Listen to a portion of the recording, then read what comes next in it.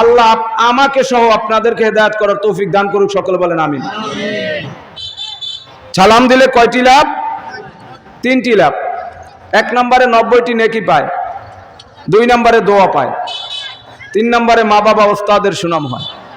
কারণ মানুষে বলে ছেলেটা খুব ভালো আর মা বাবা ভালো, আবার ছাত্র সালাম দিলে ওর শিক্ষকও খুব ভালো। এই জন্য আমরা মাদ্রাসায় পড়াই, সালাম দিলে 3টি লাভ। 1 নম্বরে 90টি নেকি পায়, 2 নম্বরে দোয়া পায়, 3 নম্বরে মা বাবা ওস্তাদের সুনাম হয়। তবে ভাইজান, সালাম দেওয়া নবী পাকের সুন্নাত, উত্তর দেওয়া ওয়াজিব। ওয়াজিব যদি আপনি ভেঙে পারেন কবিরা গুনাহ হবে, ভাঙ্গা যাবে। যদি কোনো মুসলমান এক ভাই অপর ভাইকে সালাম দেয়, আপনি তারে শুনাইয়া বলবেন ওয়ালাইকুম আসসালাম ওয়া রাহমাতুল্লাহি ওয়া বারাকাতুহু। আমি আপনাদের ছোট ভাই, এলেম কালাম নাই, আমল নাই, সাধন ভজন নাই। সারা বাংলার জমিনে সুন্নিয়াতের পক্ষ থেকে কোরআন হাদিস, কোরআন সুন্নাহর মাধ্যমে উলামা মিশনের পক্ষ থেকে কিছু মানুষকে হেদায়েতের কথা বলি। যে সত্যিকারের ইসলাম মানুষ এখনো চেনে না, শুধু মুখে ইসলাম আছে। এই কথাগুলো নেই মহাপবিত্র মহাগ্রন্থ কোরআন থেকে আমরা বাংলার জমিনে প্রত্যেকটা জায়গায় আমরা বলি। আমি আপনাদের এলাকার সন্তান, অনেকে চেনেন, অনেকে চেনেন না। অহংকার নাই, মডেলিং নেই, আমাদের লেবাস পোশাকের তেমন একটাই নাই। আমরা ওলি আল্লাহর সম্মান নিয়ে কথা বলি। সুবহানাল্লাহ বলেন। আমি আপনাদের এলাকারই সন্তান, কিন্তু আমার ভাই বরিশাল দেশে, আমি বরিশালে বাড়ি করছি, একটা মাদ্রাসা করছি, ওইখানেই থাকি। আমার নাম প্রতিহার গোমস্তা বাড়ি,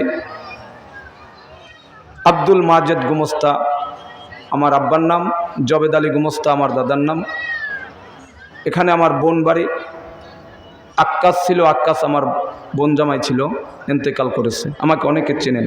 তো আমার এলেম কালাম নাই, আমি কারো সন্তানের মতন, কারো ভাইয়ের মতন কোনো গর্ব অহংকার নাই। গর্ব অহংকার করার সময় আমাদের, গর্ব অহংকার করার সময় নাই। আমি মুফতি হয়েছি, মাওলানা হয়েছি, ওয়াজিন হয়েছি, বক্তা হয়েছি। নিচে নামানের মালিক আল্লাহ, উপরে উঠানের মালিককে। কিন্তু গর্ব অহংকার থাকলে ওই উপরে ওঠার কোনো দাম। আমি আপনাদের ছোট ভাই হিসেবে একটা সালাম দিছি, আপনারা আমার বড় ভাই, আপনারা আবার সবাই সুন্দর করে সালামের উত্তর দেবেন, আমি খুশি হব। আসসালামু আলাইকুম ওয়া রাহমাতুল্লাহি ওয়া বারাকাতুহু। আলহামদুলিল্লাহ। আপনারা সবাই কেমন আছেন? ভালো কে রাখছে? ওয়াজে আসার তৌফিক কে দিয়েছে? বসার তৌফিক কে দিয়েছে? আমাদের মালিককে। এক কথায় সব কিছুর মালিককে স্বীকার করছেন তো? একটু পরে আবার ভুলে যাই না, আমার ওয়াজের মধ্যে কিন্তু অনেক হাকিকত আছে। স্বীকার সবাই করছেন? সব কিছুর মালিককে। মুখে স্বীকার করলে হবে না, অন্তরে বিশ্বাস করতে হবে, বাস্তবে কাজ করতে হবে। তার নাম হইল মুসলমান। জোরে বলেন সুবহানাল্লাহ।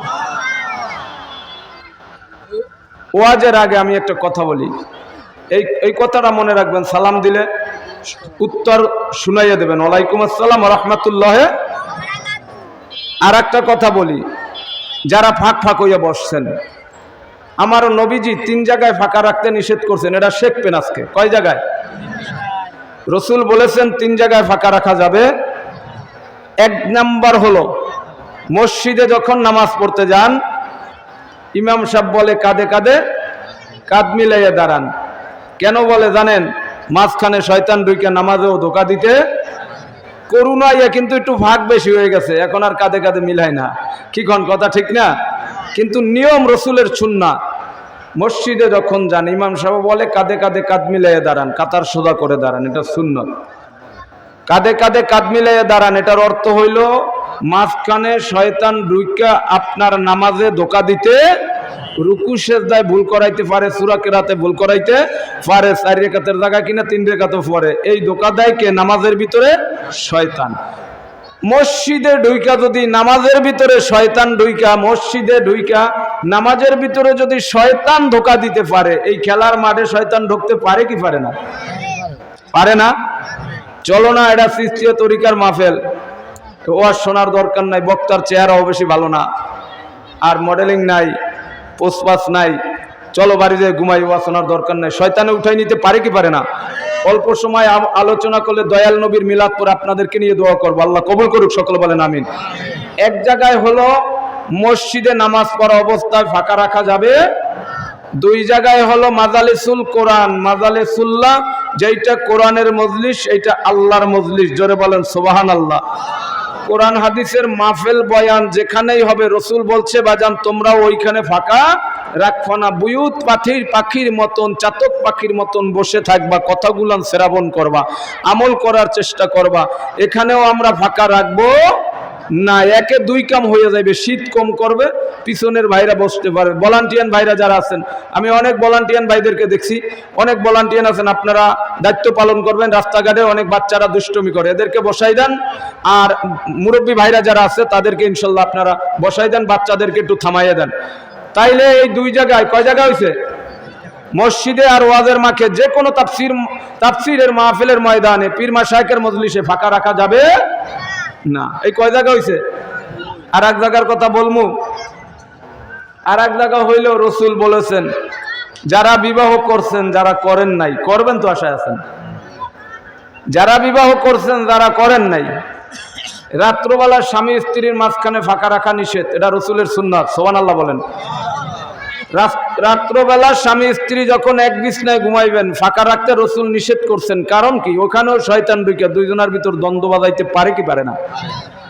দুইজনের ভিতর এমন দ্বন্দ্ব বাজায়, সকালবেলা একজন ওদিক যায়, কেমন চৈরা, রাত্রবেলা কারোর সাথে কোনো কথা। জন্য আমার নবী বলেছেন, গার সাথে হিস্সা ঘুমাইবেন, আল্লাহর রহমত আসবে, মোহাব্বত পয়দা হবে, শয়তান মাঝখানে ঢুকে স্বামী স্ত্রীর মধ্যে ধোঁকা দিতে পারবে না। এই তিন জায়গায় ফাঁকা রাখবেন না। সুবহানাল্লাহ বলেন। আর একটা কথা হলো, এই কথাগুলো মনে রাখবেন, আমল করবেন। আর একটা কথা হইলো, বাজান আমি একটা প্রশ্ন দিই ওয়াজের আগে, বর্তমানে চাউলের কেজি কত? 70 ধরেন। আর কুড়ার কেজি, কুড়া 16 টাকা 20 টাকা। আর খুদের কেজি 40 টাকা। তাইলে সবচাইতে কুড়ার দাম কম। হ্যাঁ, কুড়ার দাম কম, খুদের দাম কুড়ার চাইতে বেশি, চাউলের দাম তার চাইতেও কি। কিন্তু বাজান, আপনি যখন এক বস্তা চাউল কেনেন, এক বস্তা চাল যখন বিবি ঝাড়ে, নির্মে 100-150 গ্রাম কুড়া বাইরায় না? চাউল থেকে ওজন কমিয়ে গেছে 100-150 গ্রাম কুড়া, যার দাম কত? 15 থেকে 16 টাকা না 20 টাকা, ধরেন 20 টাকা। আর এক বস্তা চাল জ্বাললে তার ভিতরে অন্তত পক্ষে আধা কেজি খুদ বাইরায় না? তাইলে কথাটা হলো এইটা, আমি আপনাদেরকে বুঝাইতে চাইছি যে খুদের কেজি হলো 40 টাকা, চাউলের কেজি 70 টাকা। কিন্তু ওই বস্তা যখন কিনছেন, ওই কুড়াটাও কিনছেন চাউলের দামে 70 টাকা কেজিতে, খুদও কিনছেন চাউলের দামে ওই 70 টাকা কেজিতে। এটার কারণ কি জানেন? ওই 15 টাকা দামের কুড়াটা চাউলের সাথে মিশা থাকার কারণে কুড়াটারও দাম বাড়িয়ে গেছে 70 টাকা। জোরে বলেন সুবহানাল্লাহ। খুদ চাউলের সাথে মিশা থাকার কারণে এক বস্তার ভিতরে চাউলের লাগে খুদটা মিশে ছিল দিকা, চাউলের কেজি 70 টাকা, খুদের কেজি 40 টাকা। ওই খুদের কেজির দামও বাইরে গেছে চাউলের সাথে মিশে থাকার কারণে। সম্মানিত আমার সুপারিনটেন্ডেন্ট হুজুর ভালো বয়ান করছেন, আমি আসি অল্প বয়ান পাচ্ছি, যে এটা জান্নাতের বাগান। এই জান্নাতীদের সাথে যারা হিসে থাকবেন, যারা গুনাহগার আছেন, পাপিষ্ট আছেন, 10 টাকা কেজি, এদের কেজি 100 টাকা। এই 100 টাকা কেজির সাথে যদি হিসে আপনি 1 ঘন্টা 1.5 ঘন্টা বসতে পারেন, আপনার 10 টাকা কেজির দাম জান্নাতীদের সাথে আপনাকেও আল্লাহ জান্নাতবাসী করে দিতে পারে কি পারে না? এই জন্য যারা রাস্তাঘাটে দোকানপাট বসে আছেন, বলবেন হুজুর দোকানপাটে বই ওয়াজ শুনি, রাস্তাঘাটে বইয়ে শুনি, বাড়িতে বইয়ে শুনি, এতে আপনি শুনতে পারবেন, আমলে আসবে না। আর এই জান্নাতীদের অন্তর্ভুক্ত আপনি হইতে পারবেন না। এই জন্য জান্নাতবাসীদের অন্তর্ভুক্ত হইলে, আমরা গুনাহগার পাপিষ্ট, দাম আছে 10 টাকা কেজি, এই জান্নাতীদের সাথে বসলে অল্প সময়ের ভিতরে আল্লাহ আমারে মাকামে পৌঁছাই দিতে পারে কি পারে না? আমার কিচ্ছু ভালো লাগে না, মন হইয়াছে দেওয়ানা, মনে চাই উড়িয়া যাইতাম সোনার মদিনা। সুবহানাল্লাহ। সুন্দর আলোচনা হয়েছে আমার নবীর সম্মান নিয়ে। আল্লাহু আকবার বলেন। জান্নাত আর জাহান্নামের ওয়াজ অনেক শুনছি, কি কোন কথা ঠিক না? দয়াল নবীর সম্মান হইল ইমানের অঙ্গ। সুবহানাল্লাহ বলেন। বক্তারা সুন্দর আলোচনা করছে, আমি খুশি হয়েছি। একটু সবাই বলেন, আমার কিচ্ছু ভালো লাগে না, মন হইয়াছে দেওয়ানা, মনে চাই উড়িয়া যাইতাম সোনার মদিনা। আরে মনে চাই উড়িয়া যাইতাম সোনার। আল্লাহ যদি দিত পাখা, উইরা গিয়া করতাম দেখা, আল্লাহ যদি দিত পাখা উইরা গিয়া করতাম দেখা, গরিব আমি নাই রে টাকা যাইতে পারি না, কিচ্ছু ভালো লাগে না, মন হইয়াছে দেওয়ানা, মনে চাই উড়িয়া যাইতাম সোনার মদিনা। যাইতে মন চাই কি চাই না? আছেন নবী মদিনাতে, যদি ডাকো ডাকার মতে, তোমার ডাকে সারা দিবেন, দেরি করবেন না। হায় রে তোমার ডাকে সারা দিবেন, দেরি করবেন না। আমার কিচ্ছু ভালো লাগে না, মন হইয়াছে দেওয়ানা, মনে চাই উড়িয়া যাইতাম সোনার মদিনা। সুবহানাল্লাহ। আরে মক্কা শরীফ হজ করিয়া মদিনাতে যাও চলিয়া, মক্কা শরীফ হজ করিয়া মদিনাতে যাও চলিয়া, দয়াল নবীর জিয়া রাতে গুনাহ থাকে না। আমার জিন্দা নবীর জিয়া রাতে গুনাহ থাকে না।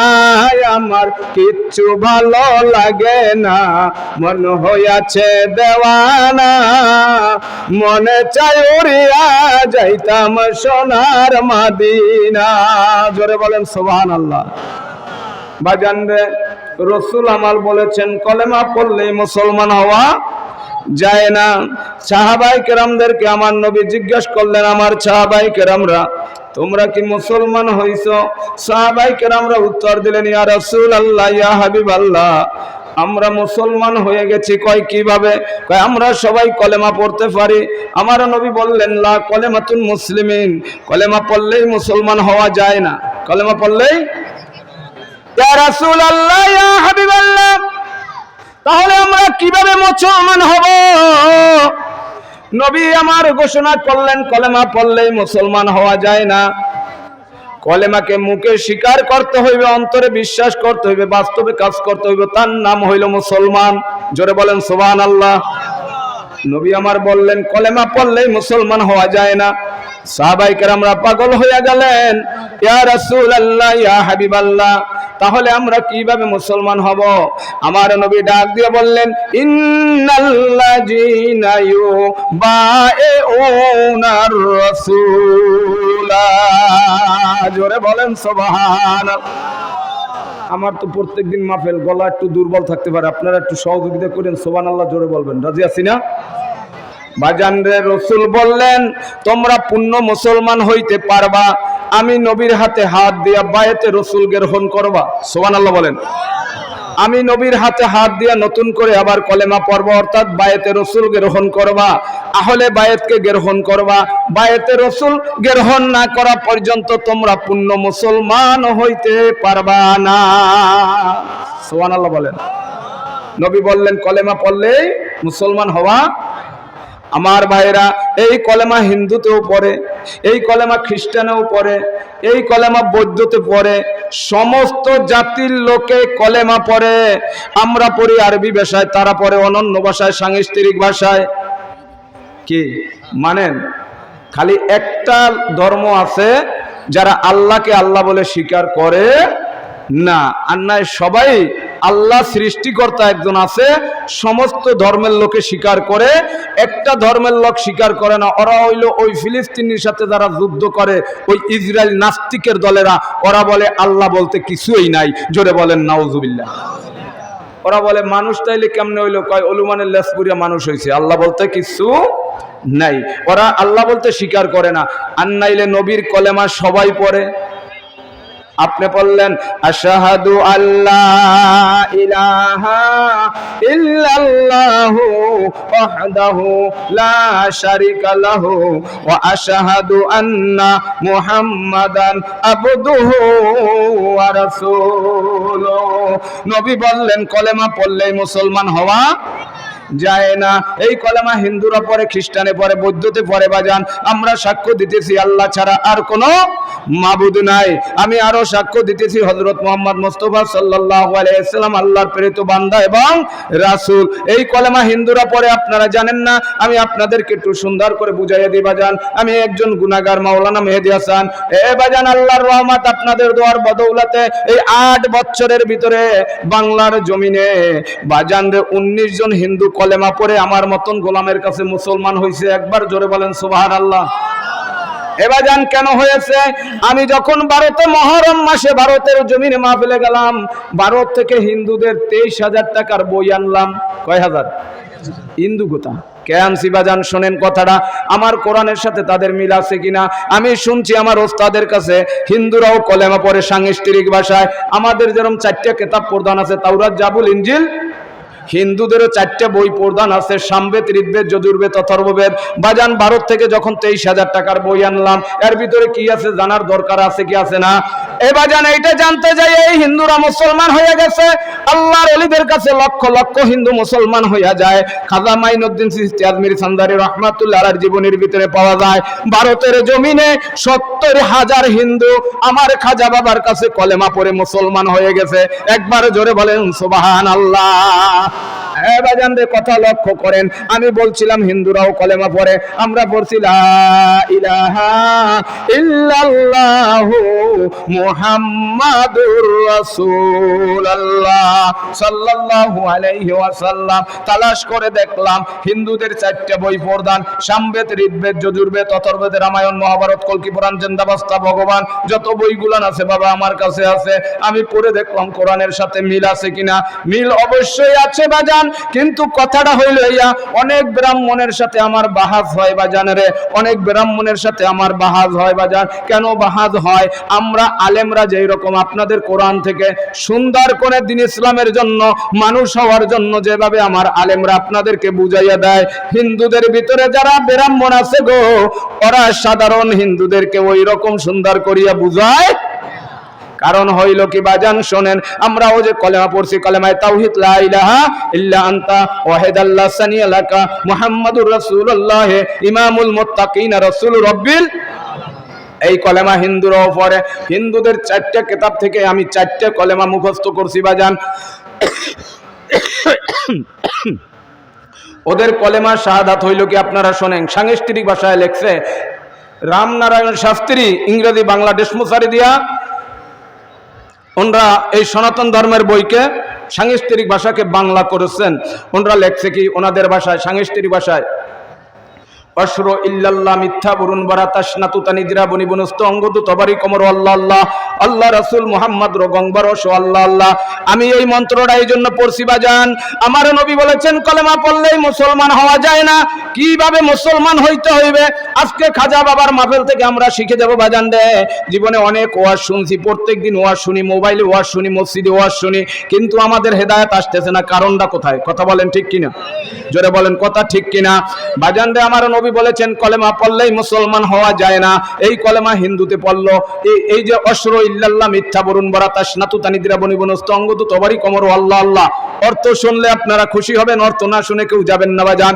তারপর কলেমা তাওহীদ পড়ছি আমরা, কলেমা তামজিদ পড়ছি, লা ইলাহা ইল্লা আনতা নূরান ইয়াহদি আল্লাহু লিনুরিহি মান ইয়াশাউ মুহাম্মাদুর রাসূলুল্লাহ ইমামুল মুরসালিন খাতামুন নবিয়্যিন। হিন্দুরা এই কলেমাটা তাদের ভাষায় বলছে কি, যা দেবী সর্বভূতি শান্তিরূপী ওং নমস্তস্যৈ নমো নমো অল্লং চেষ্টং চেষ্টং ব্রাহ্মণ পুরমনল্লাহ আল্লাহ রাসূল মুহাম্মদ রগংবার আল্লাহ আল্লাহ আদুল্ল বুখানি খা কদম আল্লাহ দুখানি খা কদম। এত ইসমেন্তরে শিষ্য শাখা সমান্বিত মুহাম্মাদি খ্যাতি শিষ্য শাখা সমান্বিত আসুর সংহা রিঙ্গিং হরং ইল্লিল্লিত ইল্লাল্লাহ। অর্থ শুনলে খুশি হবেন। আমরা পড়লাম কলেমা তাইয়্যিবা লা ইলাহা ইল্লাল্লাহ ইল্লাল্লাহু মুহাম্মাদুর রাসূলুল্লাহ। ওরা বলতেছে ইদং বস্তু পুনরায় সংস বিশ্ব দে ষষ্ঠিং সহতেরা নবচিঙ্ক কৌরম আরো সমে সুদাম হে হুক্কাতন গুহাতন আহাম্মাদং মুহাম্মাদং ওং শান্তি ওং শান্তি ওং শান্তি। ওদের প্রত্যেকটা বইয়ের মধ্যেই বাজান রে আমার নবীর প্রশংসা করছে। আমি ব্রাহ্মণের কাছে বলছিলাম তোমাদের সামবেদ ঋগ্বেদ যজুর্বেদের ভিতরে মুহাম্মাদের নাম আছে, কিন্তু মুহাম্মাদের নাম বাদ দিয়া সাধারণ মানুষদেরকে মহাদেব কইয়া তোমরা বুঝাইয়া দাও, এটা চলবে না। তোমাদের মধ্যেও মুহাম্মাদের নাম। ওরা বলল অশ্র ইল্লাল্লাহ, নাই কোনো মাবুদ আল্লাহ ছাড়া, ওই এক আল্লাহর পূজা কর যার লয় নাই ক্ষয় নাই, আদি অন্ত মহাপ্রভু আল্লাহ। অশ্র ইল্লাল্লাহ মিথ্যা বরুণ বরা তাসনাতু তানিদ্রা, ওই এক আল্লাহর পূজা কর যার লয় নাই ক্ষয় নাই, আদি অন্ত মহাপ্রভু আল্লাহ। আল্লাহ রাসূল মুহাম্মদ র গংবার অশ আল্লাহ আল্লাহ, অর্থ হইল আল্লাহর নবী হবেন মুহাম্মদ, মুহাম্মদ হবেন কলির অবতর মানে শেষ নবী। মুহাম্মদ হবেন কলির অবতার মানে শেষ নবী। আমরা বলতেছি এই নবীর পরে আর কোন নবী? ওরাও সাক্ষী দিয়েছে। হিন্দুরা যদি সঠিক ব্যাখ্যা সাধারণ হিন্দুদের কাছে দিত, ডক্টর শিবচন্দ্র শরণজির মতো লক্ষ কোটি কোটি হিন্দু কলেমা পড়ে মুসলমান হইয়া যাইতো। কথা বলেন ঠিক কিনা? আমি যখন এই কলেমাগুলান সাধারণ হিন্দুদের কাছে ব্যাখ্যা দেওয়ার কারণে বাজান 19 জন হিন্দু কলেমা পড়ে আল্লাহর রহমতে মুসলমান হইয়া গেছে। একবার জোরে বলেন সুবহানাল্লাহ। এই জন্য আমার নবী বলেছেন কলেমা পড়লেই মুসলমান হওয়া যাবে না। সাহাবায়ে কেরামরা পাগল হয়ে গেলেন, ইয়া রাসূলুল্লাহ ইয়া হাবিবাল্লাহ আমরা কোন কায়দায় মুসলমান হব? আমার নবী বললেন আমি নবীর কাছে যখন বায়াত গ্রহণ করবা, কি জোরে বলেন কি? বায়াতের নামও কিন্তু আমরা অনেকে জানি না। আসলে মুসলমান অনেক ওয়াজ শুনছি, অনেক ওয়াজ করছি। কথা বলেন ঠিক কিনা? নবী বলেছে বায়াত না চিনলে, আহলে বায়াত না চিনলে, পাকে পাঞ্জাতুন না চিনলে, 1000 রাকাত না কোটি রাকাত নামাজ পড়লো ওই নামাজে তোমার উপকার করতে পারবে না। বায়াত রাসূল না চেনা পর্যন্ত নামাজের ভিতরে নামাজ পড়লে খুশু খুশু হবে না, নামাজে লা সালাতা ইল্লা বিহুজরি কলবে নামাজ হবে না। এই জন্য রাসূল বলেছেন পূর্ণ মুসলমান হইতে হইলে বায়াতে রাসূল গ্রহণ করতে হইবে। একবার জোরে বলেন সুবহানাল্লাহ। নামাজ পড়া লাগবে কি লাগবে না? আউয়ালু মা ইউহাসাবু বিল আবদি ইয়াউমাল কিয়ামাতিস সালাহ, কিয়ামতের ময়দানে সর্বপ্রথম নামাজের হিসাব হবে কিসের? কিসের হিসাব? কিন্তু যারা পড়ছেন মনে করেন তাদের হিসাব নাই, যারা না পড়ে নাই তাদের হিসাব না বাজান, এটা না। আমি উল্টা বলি, যে নামাজ পড়ে নাই ওর কোনো হিসাব নাই, যে নামাজ পড়ছে ওর হিসাব বেশি। কারণ হইল যে নামাজ পড়ে নাই ওর তো কোনো হিসাব নাই, কারণ ও তো আল্লাহর হুকুম অমান্য করছে। এই জন্য ওর যা সাজা হওয়ার দরকার আল্লাহ ওরে তার সাজা দেবে। কথা বলেন ঠিক কিনা? কিন্তু বাজানের দুঃখ লাগে যারা নামাজ পড়ছে তাদের অনেক হিসাব আছে রে বাজান। কারণ হইল কি নামাজ এমন এক জিনিস, এমন এক বস্তু রে বাজান, নামাজ সালাত এমন এক জিনিস আল্লাহ রাব্বুল আলামিন কোরআন শরীফের ভিতরে বলছেন আকিমিস সালাতা ইন্নাস সালাতা তানহা আনিল ফাহশাই ওয়াল মুনকার। নিশ্চয় নামাজ নামাজিকে সমস্ত অশ্লীল খারাপ কাজ থেকে বিরত রাখবে। নামাজে কিতে এখন এই ওয়াজটার কারণে আল্লাহর বাণী তো সত্যই হবে। কি বলেন কথা ঠিক কিনা? আল্লাহর বাণী সত্য। বুকে হাত মিলাইয়া রাত্রে যাইয়া ঘুমান। আমি মসজিদের সামনের কাতারে 20 বছর পর্যন্ত নামাজ পড়ি। মানুষের আইল ঠেলা বন্ধ করতে পারছি কিনা বিবেকের সাথে মিলাইয়া দেখেন। হক নষ্ট করা ফেরতে পারছি কিনা, সুদ খাওয়া ফেরতে পারছি কিনা, ঘুষ খাওয়া ফেরতে পারছি কিনা, চগলখড়ি করা ফেরতে পারছি কিনা, মানুষের গীবত গাওয়া বন্ধ করতে পারছি কিনা, ভাই বোনের হক নষ্ট করা বন্ধ করতে পারছি কিনা, মানুষের মাথায় ফিরান দেওয়া বন্ধ করতে পারছি কিনা। যদি মনে করেন আমি নামাজও পড়লাম, চুরিও করবো, নামাজ পড়বো, মিথ্যা কথা বলবো, এবার জানবে ওই নামাজ না, ওই নামাজিকে কিয়ামতের ময়দানে দোজখে লইয়া যাইবে। কোথায়? একদল নামাজির নামাজ জান্নাতে নিয়ে যাইবে, আর একদল নামাজির নামাজ দোজখে নিয়ে যাইবে। আমার আল্লাহ বলেছেন নিশ্চয় নামাজ নামাজিকে সমস্ত পাপের পথ থেকে বিরত রাখবে। মনে করবেন আমি নামাজ পড়ে সুদ খাওয়া বন্ধ করতে পারি নাই, নামাজ পড়ে ঘুষ খাওয়া বন্ধ করতে পারি নাই, মানুষের গীবাত গাওয়া বন্ধ করতে পারি নাই, হিংসা বন্ধ করতে পারি নাই, হক নষ্ট করা বন্ধ করতে পারি নাই। আপনি মনে করবেন আমার নামাজ হয় নাই, ওই নামাজ আমি এখনো শিখতে পারি নাই। সুবহানাল্লাহ বলেন। এখন যেই নামাজ নামাজিকে পাপের পথ থেকে ভালো পথে ফিরাইবে, ওই নামাজ আমাদের শেখা দরকার আছে কি আছে না? কি কোন আছে না? নাকি নামাজ লাগবে কি লাগবে না? নামাজ পড়ে কি মিথ্যা কথা বলা যাইব? সুদ খাওয়া যাইব? ঘুষ খাওয়া যাইব? আপনি বাজান নামাজে দাঁড়াইছেন, মনটা আপনার পাগলা হাতির মতন দৌড়াদৌড়ি করছে, ব্যবসার দিকে, বাণিজ্যর দিকে, চাকরির দিকে, ছেলে মেয়ের দিকে, স্ত্রী পুত্রর দিকে, গরু বাছুরের দিকে, মনে করবেন আপনার নামাজ হইতেছে না। এই জন্য আমার আল্লাহ বলেছেন ফাওয়াইলুল লিল মুসাল্লিন, ওই নামাজীদের ওয়াইল দোজখ আমি আল্লাহ ঠিক করে রাখছি, যারা ওই নামাজ এখনো শেখে নাই, যেই নামাজ হুজুরি দিলে না আল্লাহ আল্লাহর রাসূলকে রাজি খুশি করার জন্য নামাজ আমরা এখনো শিখতে পারি নাই। আমার নবী বলেছেন কলেমা পড়লেই মুসলমান হওয়া যায় না, মুসলমানের আরেকটা ধাপ হইল বাজান ওলি আল্লাহর কাছে যাইতে হইবে। ইলমে শরীয়ত শেখার পরে বাজান রে ইলমে লাদুন্নি হাসিল করার জন্য যে কোনো আরেকজন কামেল পীরের কাছে যাইতে হইবে। এটা আমার কথা না, এটা কোনো আলেমদের কথা না, এটা আমার আল্লাহ কোরআনে বলছে, আমি দলিল দিতেছি। কামেল পীরের কাছে না যাইয়া বায়াতে রাসূল না চিনিয়া নামাজ পড়লে হুজুরি দিলে নামাজ হবে না। ওলি আল্লাহর দরবারে যখন মানুষ যায় আমিত্ব ভাব শেষ করে দেয়। আমি বলতে আমার ভিতরে কিচ্ছু নাই, আমিত্ব ভাব থাকবে না, হিংসা থাকবে না, অহংকার থাকবে না, নিন্দা থাকবে না, দেমাগ থাকবে না।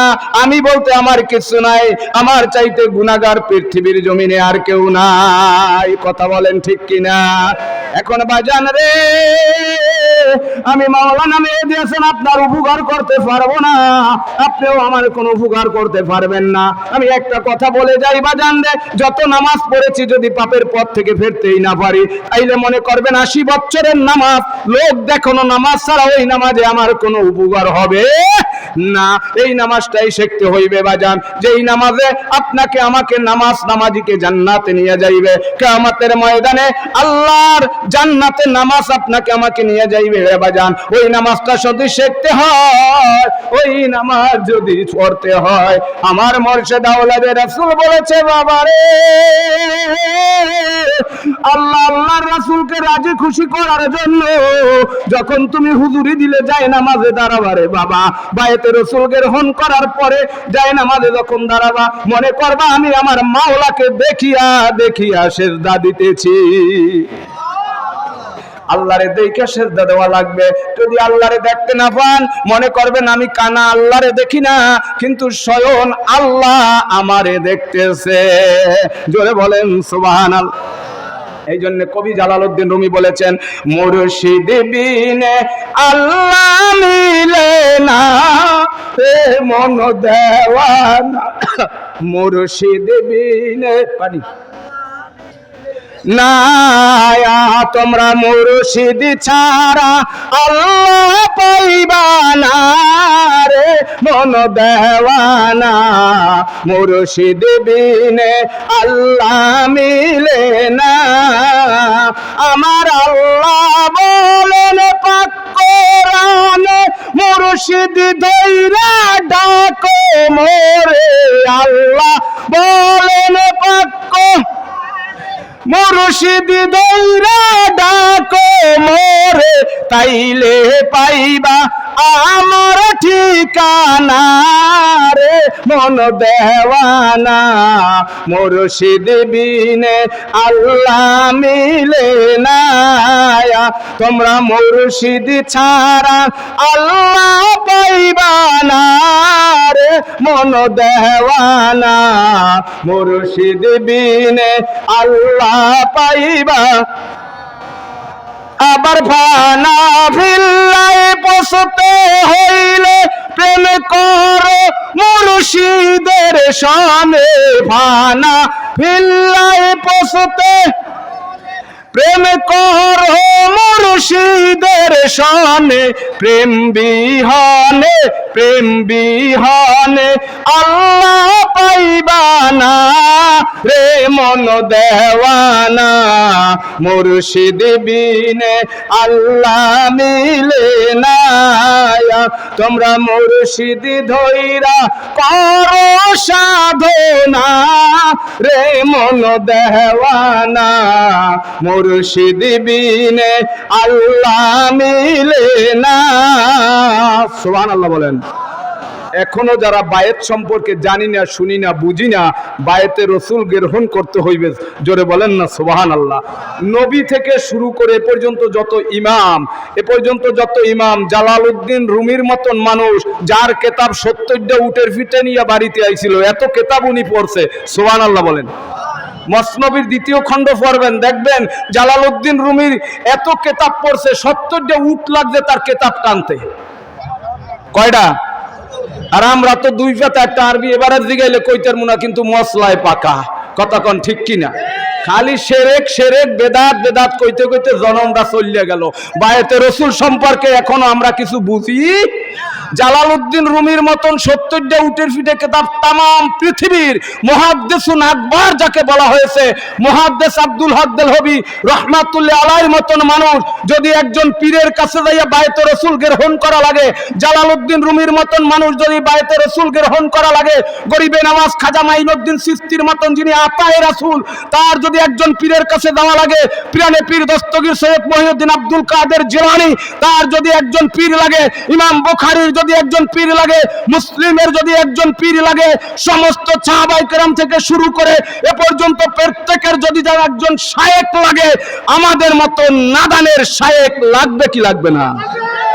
যার পীর নাই তার পীর শয়তান, তার পীর এবাজান। আপনি যদি ঘরে বইয়া মেট্রিকের বই পড়তে পারেন, কিন্তু স্কুলে যদি না যান, তাইলে ওই পড়ার কোনো দাম আছে? কি বলেন, আছে? নাই। আপনি ঘরে বইয়া বই পড়তে পারেন ইঞ্জিনিয়ার, ডক্টর, মাস্টারের, কিন্তু ওই পড়ার কোনো দাম। আপনার কলেজে ভর্তি হইতে হবে, ভার্সিটিতে ভর্তি হইতে হবে, স্কুলে ভর্তি হইতে হবে। কথা কোন ঠিক কিনা? মা বাবা যদি আমার ঘরে বইয়া সবকিছু শিখাইতে পারতো, তাইলে তো আমার মক্তবে দিতে না। কথা কোন ঠিক কিনা? এই আমার ওস্তাদ যে ওয়াজ করে গেছে মাওলানা আব্দুল জলিল সাহেব, এই মাদ্রাসা আমরা পড়ছি, দাহম পাশ করিয়ে কাশামাবাদ সিদ্দিক আলী মাদ্রাসায় গেছি। তাইলে আমার বাপ মাই যদি আমাকে ঘরে বইয়ে পড়াইতে পারতো, তাইলে কি আমরা মাদ্রাসায় ভর্তি হইতাম? কয় কি মুরব্বীরা একটা কথা কইছে, কয় মা বাবা বানায় ভূত আর ওস্তাদে বানায় পুত। এটার অর্থ কি জানেন? ওস্তাদে মানুষের মতন মানুষ করে, এলেম শিক্ষা দেয়। কথা বলেন ঠিক কিনা? ঠিক এইরকম এই জাহেরা শিক্ষার পরে আমি টাইটেল পাশ করেছি, দাওরা পাশ করেছি, মুফতি হয়েছি। একটা জিনিস হিসাব করবেন, আমি গোলাম যখন আহমদিয়া সুন্নিয়া চট্টগ্রাম আহমদিয়া সুন্নিয়া পটিয়া মাদ্রাসা থেকে যখন ইফতা দিয়ে বাড়ি আসছি, আমার বাড়ি তো নাম শুনছেন গোমস্তা বাড়ি। কোন বাড়ি? অনেক আমার চেনেন, এখানে অনেক আমার তালই বিয়াই হন, অনেক ভাই বেরাদার আছেন, ঠিক না? আমি যখন ইফতা দিয়ে আমার এলাকায় আসছি, তখন আমি এই সহজে কাউকে সালাম দিতাম না। কে জানেন? আমার এলাকায় একজন মুফতিও নাই, আমি একলাই মুফতি। আমি সহজ, আমি কই আমি তো মুফতি সাহেব, আমার সবাই সালাম দেবে না? আমার একটা সম্মান আছে না? এটা হলো দুনিয়ার এলেমের একটা অহংকার, দুনিয়ার এলেমের একটা। আমি সহজে কেউ সালাম দিতাম না। যখন আমি আল্লাহর ওলির কাছে বায়েতে রসুল গ্রহণ করছি, তখন আমি কই কি করছি? আমি তো আমার মুর্শিদের কাছে জোনা পুকির চাইতেও ছোট হয়ে গেছি। সুবহানাল্লাহ বলে। এখনো আমি কিছু শিখতে পারি না, হবাই কেবল শেখার সাগরে ডুব দিছি। সুবহানাল্লাহ বলেন। এটার নাম হলো এলমে লাদুন্নি, এলমে। জালালউদ্দিন রুমি বলেন, আমি 70টা উটের পিঠে কেতাব লই এলাম মার কাছে। কার কাছে? মার কাছে। এত বড় মুহাদ্দিসুন আকবর, তাম পৃথিবীর জমিনে সবচাইতে বড় মুহাদ্দিস জালালউদ্দিন রুমি রহমাতুল্লাহ আলাইহি মসনবী 4th খণ্ডের ভিতর তার বিস্তারিত জীবনীটা লেখেন যে আমি 70টা উটের পিঠে কেতাব লইয়ে যখন মার কাছে আসলাম, মা আমার জন্য দরজা খুলল না। যখন আমি একজন আল্লাহর ওলি শামসুদ্দিন তিবরিজি রহমাতুল্লাহ আলাইহির কদমে যাইয়া যখন আমি বায়েতে রাসূল গ্রহণ করছি, তখন আমি রুমি মানুষের মতন মানুষ হইতে পারছি। জোরে বলেন না সুবহানাল্লাহ। এটার নাম হলো বায়েতে রাসূল। এটার নাম কি? বায়েতে রসুল। পীরের কাছে বায়াত হওয়া হলো বায়েতে রসুল। পীরের কাছে বায়াত হওয়া মানে রসুলের কাছে বায়াত হওয়া। আমি কোরআন থেকে দলিল দিছি, একটু দুরূদ শরীফ পড়েন। আল্লাহুম্মা সাল্লি আলা সাইয়্যিদিনা মুহাম্মদ, সাইয়্যিদিনা মুহাম্মদ, নাবিয়ানা শাফিয়ানা, নাবিয়ানা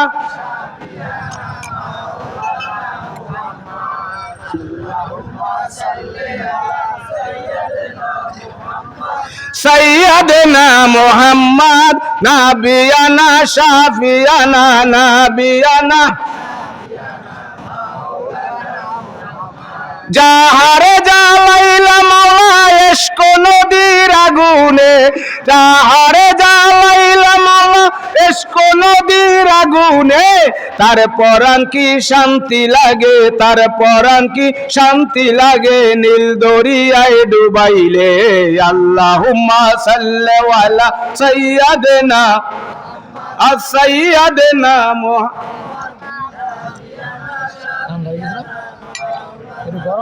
আলহামদুলিল্লাহ বলেন। তাইলে রসুল বলছে কলেমা পড়লেই মুসলমান হওয়া। আমি সংক্ষেপে বলে দিলাম, এই কলেমা হিন্দুরাও পড়ছে, অর্থ একই, অর্থকেই অশ্র ইল্লাল্লাহ, নাই কোনো মাবুদ আল্লাহ ছাড়া, ওই এক আল্লাহর পূজা কর যার লয় নাই ক্ষয় নাই, আদি অন্ত মহাপ্রভু আল্লাহ। আর ওই যে মন্ত্রটা পড়ছি কলেমা তৈয়বা লা ইলাহা ইল্লাল্লাহু মুহাম্মাদুর রাসূলুল্লাহ, ওনটা বলছেন কি ইদঙ্গনে বস্তু পুনরায় সংস বিশ্বদে ষষ্ঠিং সহতেরা নবচিঙ্ক কৌরম আরো সময় সুদামে। এটা এই মন্ত্রটা পড়ছেন গৌতম বুদ্ধ, বুদ্ধ ধর্মের প্রবর্তক গৌতম বুদ্ধ। প্রথম সাগরিতের নাম ছিল আনন্দ। কি ছিল? আনন্দ। গৌতম বুদ্ধকে ভজদ, প্রচুর ভাষা ভজদ। গৌতম বুদ্ধ বলছে ইদঙ্গনে বস্তু পুনরায় সংস বিশ্বদে, হে আনন্দ তুমি যেন আমারে মহামানব মনে করো, আসলে আমি ওই মহামানব না। প্রত্যেক ধর্মের প্রবর্তক সত্যি কথা বলে গেছে। গৌতম বুদ্ধ বলছে আনন্দ তুমি যেন আমারে মহামানব মনে করো, আসলে আমি ওই মহামানব না। তাই মহামানবকে ইদঙ্গনে বস্তু পুনরায় সংস বিশ্বদে ষষ্ঠিং সহতেরা নবচিঙ্ক কৌরম আরসমে সুদামে হুক্কতন গুহাতন আহাম্মদং মোহাম্মদং ওং শান্তি ওং শান্তি। গৌতম বুদ্ধ বলে উনিই হইল পৃথিবীর মধ্যে মহামানব, যার নাম আসমানে ছিল আহাম্মদ, জমিনে হইছে মোহাম্মদ। হুক্কতন গুহাতন 15টি বছর হীরা পর্বত গুহায় ধ্যান মগ্ন করে আল্লাহর পক্ষ থেকে যে কোরআন নিয়ে আসছে, ও আনন্দ ওই কোরআন যদি ধরতে পারো, মোহাম্মদকে যদি চিনতে পারো, মানুষের মতন মানুষ হইতে পারবা। তাইলে ওনারাও কোরআনের পক্ষে সাক্ষী দিয়ে গেছে। কথা বলেন ঠিক কিনা? বইগুলো যদি আমি না পড়তাম তাইলে তো এই ভেদ জানতাম না। জানতাম বলছে ইদঙ্গনে বস্তু ওই এক আল্লাহর পূজা কর যার লয় নাই ক্ষয় নাই, আদি অন্ত মহাপ্রভু আল্লাহ। আর আমাকে যে মহামানব মনে করো, আমি সেই মহামানব না। আমার চাইতে পৃথিবীর সব মহামানবের মহামানব আর একজন আছে, যার নাম হুক্কতন গুহাতন আহাম্মদং মোহাম্মদং। আসমানে ছিল আহাম্মদ, জমিনে হইছে মোহাম্মদ। 15টি বছর হীরা পর্বত গুহায় ধ্যান মগ্ন করিয়া আল্লাহর পক্ষ থেকে যে কোরআন নিয়ে আসছে, ওই কোরআন যদি ধরতে পারো, মোহাম্মদকে যদি চিনতে পারো, মানুষের মতন মানুষ হইতে পারবা। তাহলে সত্যি কথা বলছে কি বলছে না? নবী আমার বলেছেন কলেমা পড়লেই মুসলমান হওয়া। এবার আসেন বায়াত হইতে হইবে কিনা, কোরআনে আছে কিনা জানা দরকার আছে না? আমার অনেক ভাইরা বলে বায়াতের দরকার নাই, 5 ওয়াক্ত নামাজ পড়বো আর হালাল খামো। কি কন? খাইতে পারবেন, অসুবিধা নাই, কিন্তু আপনার ভিতর থেকে রিয়া যাইবে না হিংসা যাইবে? আমিত্বভাবকে শেষ করার একটাই পথ। আমি বলতে সবার চাইতে গুনাহগার, আমার মতন গুনাহগার আর কেউ নাই। আমি মুফতি হয়ে গেছি, বক্তা হয়ে গেছি, ইমাম হয়ে গেছি, কারি হয়ে গেছি, হাফেজ হয়ে গেছি, সুপারিনটেন্ডেন্ট হয়ে গেছি। এই অহংকার মানুষের ভিতরে থাকলে সে মানুষ হইতে পারে না। এইটাকে দূর করার জন্য ওলি আল্লাহর দরবারে যান, বায়াত গ্রহণ করেন। রসুল যখন বলছেন তোমরা মুসলমান হইতে পারো নাই, তখন সাহাবায়ে কেরামরা পাগল হয়ে গেছে। রসুল একটা গাছের নিচে বসা ছিলেন, গাছটার নাম ছিল শাহজারাতুল ইয়াকিন। সুবহানাল্লাহ বলেন। কোরআনের ভাষায়, কি ভাষায়? আল্লাহ বলেন সূরা ফাতার, সূরার নাম কি? 18 নম্বর আয়াত, বিসমিল্লাহির রহমানির রহিম। লাকাদ রাদিয়াল্লাহু আনিল মুমিনিনা ইযা বাইনাকা তাহতাশ শাজারা। ও আমার হাবিব, আপনি যখন গাছের নিচে বসা ছিলেন, মক্কা মদিনার নারী পুরুষ আপনার কাছে বায়াত হওয়ার জন্য আসছে। হাবিব, আপনি যখন গাছের নিচে বসা ছিলেন, মক্কা মদিনার নারী পুরুষ দলে দলে মুসলমান হওয়ার জন্য আপনার কাছে বায়াত হওয়ার জন্য আসছে। হাবিবি রে, তারা যখন আমি আল্লাহর সাথে কাউকে শরীক করবে না, জিনা করবে না, খুন করবে না, আমি আল্লাহকে পাওয়ার জন্য, আমিত্বভাবকে দূর করার জন্য যারা আপনার কাছে বায়াত হতে আসছে, ও হাবিবি গো, আপনি তাদের বায়াতকে কবুল করিয়া নেন। জোরে বলেন সুবহানাল্লাহ। কে বলছে? আমার আল্লাহ বলেন হাবিব তাদের বায়াতকে কবুল করে নেন। সূরা ফাতার আবার 10 নম্বর আয়াতে আল্লাহ বলছে বিসমিল্লাহির রহমানির রহিম, ইন্নাল্লাযীনা ইউবাইউনাকা ইন্নামা ইউবাইউনাল্লাহ ইউদাল্লাহ ফাওকা আইদিহিম। বিশাল তাফসীর, আমি সংক্ষেপে বলে গেলাম। আল্লাহ বলে হাবিব, আপনি যখন তাদের হাত ধরিয়া বায়াত হচ্ছিলেন, তাদের বায়াতকে আপনি কবুল করছিলেন, তাদের হাত ধরিয়া। কি ধরিয়া? আল্লাহ বলে ইন্নাল্লাযিনা ইউবাইউনাকা ইন্নামা ইউবাইউনাল্লাহ, আপনি যখন তাদের হাত ধরে বায়াত করাইতেছিলেন আপনার হাতের উপরে ইউদাল্লাহ, আমি আল্লাহর হাত রাখা আছে। একবার জোরে বলেন সুবহানাল্লাহ। আপনি যখন তাদেরকে বায়াত করাইতেছিলেন হাতের উপরে হাত দিয়া, তখন আপনার হাতের উপরে স্বয়ং আমি আল্লাহর হাত রাখা আছে। একবার জোরে বলেন না সুবহানাল্লাহ। সূরা ফাতিহা আয়াত নাম্বার 10, আয়াত নাম্বার ইন্নাল্লাযিনা ইউবাইউনাকা, বায়ুন শব্দ থেকে বায়াত আসছে। বায়ুন শব্দের অর্থ, বায়াত শব্দের অর্থ ক্রয় বিক্রয় করা। ক্রয় বিক্রয় করা। আমি মুর্শিদের কাছে বিক্রি হয়ে গেছি, মুর্শিদের কাছ থেকে আমি কিছু ক্রয় করছি, এই হাকিকত বুঝতে হইবে বায়াতে রাসূল গ্রহণ করলে। জোরে বলেন না সুবহানাল্লাহ। বলছে হাবিব, আপনি যখন তাদের বায়াত করাইতেছিলেন আপনার হাতের উপরে আমার হাত রাখা ছিল। ইউদাল্লাহ ফাওকা আইদিহিম, ও হাবিব রে, যারা আপনার হাতে হাত দিয়া বায়াত হচ্ছিল, আপনার হাতে হাত দিয়া যারা বায়াতে রাসূল গ্রহণ করেছিল, তারা স্বয়ং আমি আল্লাহর কাছে বায়াত হইছে। একবার জোরে বলেন সুবহানাল্লাহ। আর আমার নবী বলেন হাদিস শরীফের ভিতরে, ইন্নাল্লাযিনা ইউবাইউনাল মুরশিদা বাইউনার রাসূলা, যেই ব্যক্তি মুর্শিদের হাতে হাত দিয়া বায়াতে রাসূল গ্রহণ করেছো, তারা আমি নবীর হাতে হাত দিয়া বায়াতে রাসূল গ্রহণ করেছো। আমি মুর্শিদের হাত নবীর হাত, নবীর হাত আল্লাহর হাত। কোরআন হাদিসের ভাষায় কামেল পীরের দরবারে যাইয়া কামেল পীরের হাতে হাত দিয়া যখন আপনি নতুন করে কলেমা পড়াই দেবে, আপনারে বায়াত অর্থ কলেমা পড়াই দেবে, যেই কলেমা আপনি জানেন ওই কলেমাই পড়াইবে, তওবা ইস্তেগফার পড়াইবে, আপনার একটা সবক দেবে রে বাবা। আপনি দেখবেন আপনার 40 দিন আমল করে আপনার ভিতর থেকে কাশফ জারি হয়ে যাইবে। আপনার ভিতরে এমন একটা জিনিস আসবে, নিজে দেখতে পাইবেন, কাউকে দেখানো যাবে না, এমন একটা কাশফ আসবে, আমিত্বভাব শেষ হয়ে যাইবে। আজকে আমার কাদের মোল্লা ভাই এখানে এই চিশতিয়া তরিকার বহুত দিন পর্যন্ত মাহফিল করে, কথা বলেন ঠিক কিনা? আল্লাহর ওলির উসিলায় এই মাহফিল কিয়ামত পর্যন্ত চলবে কি চলবে না? খাজা গরিবে নওয়াজ মাইনুদ্দিন চিশতি আজমির চান্দারি রাহমাতুল্লাহ আলাইহি, যিনি আতায়ে রাসূল নবীর বংশের, সুবহানাল্লাহ বলেন। ওই খাজা বাবার স্মরণে মাহফিল করলে লাভ আছে কি আছে না? দুনিয়ার মাহফিল না বাজান, দুনিয়ার মাহফিল না। আমি যে হাদিস কেন বলছি, আর শরীয়তু আকওয়ালি, তরিকাতু আহওয়ালি, হাকিকাতু নাফওয়ালি, মারিফাতু নাসরারি, চাইরোটা যে না মানবে ও মুমিন হইতে রাসূল বলেছেন শরীয়ত মানতে হইবে, তরিকতে চলতে হইবে, হাকিকত মানতে হইবে, মারিফাত আমার গোপন রহস্য এটাকে চিনতে হইবে। সুবহানাল্লাহ বলেন। এই চাইরোটা ইলম যার ভিতরে আছে উনি এই হইবে মাওলানা জালালউদ্দিন রুমি। কয় মসনবির প্রথম খণ্ডের ভিতরে কইতে আছে, দুনিয়ার মানুষ রে, আমি 70 ডাউটের পিঠে কিতাব লই এলাম, তারপরও মানুষ হইতে পারি নাই। আমি একজন আল্লাহর ওলির কাছে বায়াত হওয়ার পরে মানুষ হইছি। তাইলে জালালউদ্দিন রুমি একটা শান গাইছে ফার্সি ভাষায়, আর আমি আপনাদের বাংলা কইয়া শুনাইতেছি। মাদ্রাসায় পড়িলে শুধু মাওলানা হয় না, নবীর প্রেমের পাগল যারা তারাই মাওলানা। হায়রে নবীর প্রেমের পাগল যারা তারাই।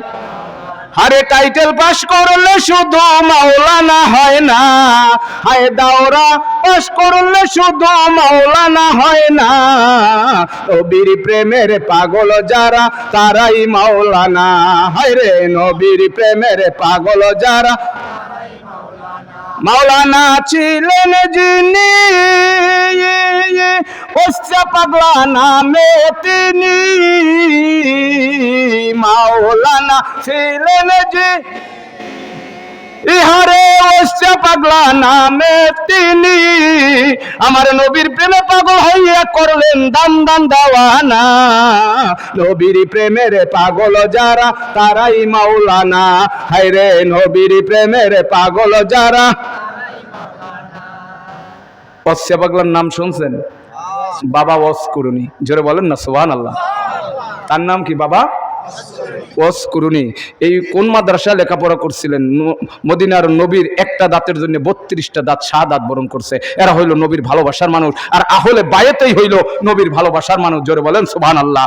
যে আহলে বায়াতকে এখনো চিনতে পারেন নাই, ও নবীর ভালোবাসা এখনো বুঝবেন না বাজান। শুধু বুঝবেন লেবাস পোশাকে, অন্তরের ভিতরে নবীর কতটুকু ভালোবাসা আছে সেটা ঈমান। যার নবীর ভালোবাসা যার ভিতর যত বেশি, তার ঈমানও তত বাজান রে কোরআন শরীফের 6666 আয়াত, অনেক আলেম ওলামা আছে, এখানে মাদ্রাসা আছে বাজান রে। এই 6666 আয়াতের ভিতরে আল্লাহ কোনো আয়াতে এই তাফসীর করেন নাই যে ও দুনিয়ার মানুষ আমি আল্লাহর অনুসরণ করো, আমি আল্লাহর অনুসরণ করলে আমার হাবিবের অনুসরণ হয়ে যাবে। এ কথা আল্লাহ একটা আয়াতেও বললেন না, অথচ আল্লাহ প্রত্যেকটা আয়াতেই বললেন যে আমার হাবিবের অনুসরণ করলেই আমি আল্লাহর অনুসরণ করা হইয়া যাইবে। একবার জোরে বলেন সুবহান। এই জন্য মাওলানা মেহেদী হাসান গায়, আল্লাহ আল্লাহ মানা নবী মানা নয়, নবী মানলে আল্লাহ মানা হয়। বলেন আল্লাহ মানা নবী মানা নয়, নবী মানলে আল্লাহ মানা। এই কথা মাওলানা মেহেদী হাসান না কয়, এই কথা আমার আল্লাহ কোরআনেতে কয়। আল্লাহ মানা নবী মানা নয়, নবী মানলে আল্লাহ মানা। মাইয়ুতির রাসূলা ফাকাদ আতা আল্লাহ ওয়া মান তাওয়াল্লা ফামান আরসালনাকা আলাইহিম হাফিজা। আল্লাহ বলে যারা আমার হাবিবরে মানলো, অনুসরণ করলো, ভালোবাসলো, হাবিবরে ভালোবাসলে আমি আল্লাহর ভালোবাসা হয়ে যাবে, হাবিবের অনুসরণ করলে আমি আল্লাহর অনুসরণ করা হইয়া যাইবে। এই জন্য বাবা পীর ওলি আল্লাহর দরবারে গেলে, এই বাংলার জমিতে ওলি আল্লাহ দরবার কিনা জোরে বলেন। মাওলানা আমরা আইসি কই থেকে? ওলি আল্লাহ থেকে। কথা বলেন ঠিক কিনা? শাহজালাল, শাহপরান, শাহ আলী বাগদাদি, খাজা খানজান, আলী নিজামুদ্দিন আউলিয়া, শেখ ফরিদ, কুতুবুদ্দিন বখতিয়ার কাকি, পানিপতি, বোয়ালি, কলন্দর, 360টা আউলিয়ারা বাংলার জমিনে আসিয়া ঘরে ঘরে যায় কলেমা পড়াইয়া মুসলমান বানাইয়া, আলিফ বাতাসা শিখাইয়া, নবীর মিলাদ পড়াইয়া বাংলার জমিনে মসজিদ মাদ্রাসা প্রতিষ্ঠিত করছে। কথা বলেন ঠিক কিনা? সেই অলি আল্লাহর সম্মান, অলি আল্লাহর স্মরণে মাহফিল করা যাবে কি যাবে না? বাজান রে, এইটাই আমি বুঝাইতে চাই আপনাদের। খাজা মাইনুদ্দিন চিশতির নামে এই মাহফিলটা, এখানে কেউ কোনো অন্য মন্তব্য নেবেন না। অন্য মন্তব্য, খাজা মাইনুদ্দিন চিশতি গরিবে নামাজি হইল জেন্দা কোরআন, কারণ ওনরা কোরআনের প্রচার করেছে। কথা বলেন ঠিক কিনা? ওনরা কোরআনের প্রচার করেছে, নবীর প্রচার করেছে, ওনরাই কলেমার দাওয়াত দিয়েছে, গাউসে পাক কলেমার দাওয়াত দিয়েছে। গাউসে পাকের যারা সহচার সঙ্গী শাহজালাল, শাহপরান বাংলার জমিনে এই কোরআনের ধ্বনি দিয়া বাজান ইসলামকে জয় করেছে। আজকে মুসলমান মার খাইতেছে, কারণ কি? আমাদের ভিতরে কিছু মুসলমান মুনাফিক মার্কা আছে কি আছে না? জোরে বলেন আছে কিনা? মুখে ইসলাম, অন্তরে নাই। এটার নাম হইল বায়াতে রাসূল। যারা গ্রহণ করবারে বাবা, সমস্ত মুসলমান এক হয়ে যাও। বাংলার জমিনে না, উহুদ, বদর, কারবালার জমিনে নারায়ে তাকবীরের স্লোগান দিয়েছিল, নারায়ে রিসালাতের স্লোগান দিয়েছিল। আজকে কিছু আমরা কম শিক্ষার আলেমরা নারায়ে তাকবীরের স্লোগানকে লিল্লাহে তাকবীর বলেছি। কথা বলেন ঠিক কিনা? কেউ না জানলে বলি, কেউ জানলে বলি, কারণ ওই একজনের দেশে আমি লিল্লাহে তাকবীর দিছি। নারায়ে তাকবীর তো সবচাইতে উচ্চ কণ্ঠে, বলিষ্ঠ কণ্ঠে, ধ্বনিতে মন প্রাণ দিয়ে নারায়ে তাকবীর রাসূল সাহাবায়ে কেরামরা দিয়েছিলেন। সেই নারায়ে তাকবীর আর রাসূলের রিসালাতের মাধ্যমে সারা পৃথিবী জমিনে ইসলাম কায়েম হবে। কথা বলেন ঠিক কিনা? মন গড়া ইসলাম নিয়ে ইসলাম কায়েম করা সম্ভব না। এতে আপনার আমার ভিতরে দ্বন্দ্ব ফেতনা শুরু হয়ে যায়। কথা কোন ঠিক কিনা? কলেমা পড়লেই মুসলমান হওয়া, কলেমা পড়লেই মুসলমান হওয়া যায় না রে বাজান। এইভাবে বলছিলাম, নবীর সত্য কলেমা প্রচার করতে হইলে বাজান বায়াতে রাসূল গ্রহণ করতে হইবে। তাইলে কোরআনের ভাষায়, হাদিসের ভাষায় পীরের কাছে যাওয়া ফরজ। পীরের কাছে যাওয়া কি? আল্লাহ বলছে যারা বলে পীরের কাছে যাওয়া লাগে না, এদের ব্যাপারে আবার আল্লাহ কি বলছে আমি ছোট্ট ছোট্ট আয়াত দিয়া আপনাদেরকে সংক্ষেপে বুঝাই দিতেছি। কষ্ট হয় আপনাদের? ভাই কষ্ট হয়? নবীর প্রেমিকেরা দিশেহারা মরণের ভয় করে না, প্রেমে তো মরে না। প্রেম করেছেন অস্করণী, যার প্রেমেতে দয়াল নবী গো, তাহার সকল দান ভেঙ্গে দিল তবু নবীকে ছাড়ল না, প্রেমে তো মরে না। ঠিক কিনা বলেন? প্রেম করতে হইব নবীর সাথে, নবীর সাথে প্রেম করতে হইলে ওলি আল্লাহর সাথে প্রেম করতে হইব। কথা বলেন ঠিক কিনা? তাইলে কোরআনের ভাষা, হাদিসের ভাষা, পীরের কাছে যাওয়া ফরজ। আমি সংক্ষেপে বলে দিলাম, মহিলাদেরকেও বায়াত হওয়া ফরজ। সুবহানাল্লাহ বলেন। সূরা মুনতাহিনার 12 নম্বর আয়াত, 28 নম্বর আয়াত। তাফসীর করবেন, কোরআন পড়বেন, তাফসীর করবেন, বুখারী পড়বেন, মুসলিম পড়বেন, আবু দাউদ, মিশকাত পড়বেন, তাইলে সব দলিলগুলো পাইবেন বাজান। তাইলে পীরের কাছে গেলে মানুষ, পীরের কাছে আমরা কেন গেছি? দুনিয়ার জন্য? আল্লাহ রাসূলকে রাজি খুশি করার জন্য। কথা বলেন ঠিক কিনা? উনি আমার পথ প্রদর্শক, উনি আমার ওস্তাদ, উনি আমাকে একটা পথ দেখাইতেছে। কথা বলেন ঠিক কিনা? একটা সবক দেশে, বাবা এই সবকটা আদায় করো। গভীর রজনীতে তাহাজ্জুদের সময়, রহমতের সময় উঠিয়া, তাহাজ্জুদের সময় উঠিয়া এই আল্লাহর সিফাতি নাম ধরে রাখো, আল্লাহর এই ইবাদত করো, এইভাবে জিকির করো, এইভাবে তাসবিহ পড়ো, এইভাবে মুরাকাবা করো, আল্লাহ তোমাকে পার করে দেবে। জোরে বলেন সুবহানাল্লাহ। এই জন্য তো গেছি ওলি আল্লাহর কাছে। কথা বলেন ঠিক কিনা?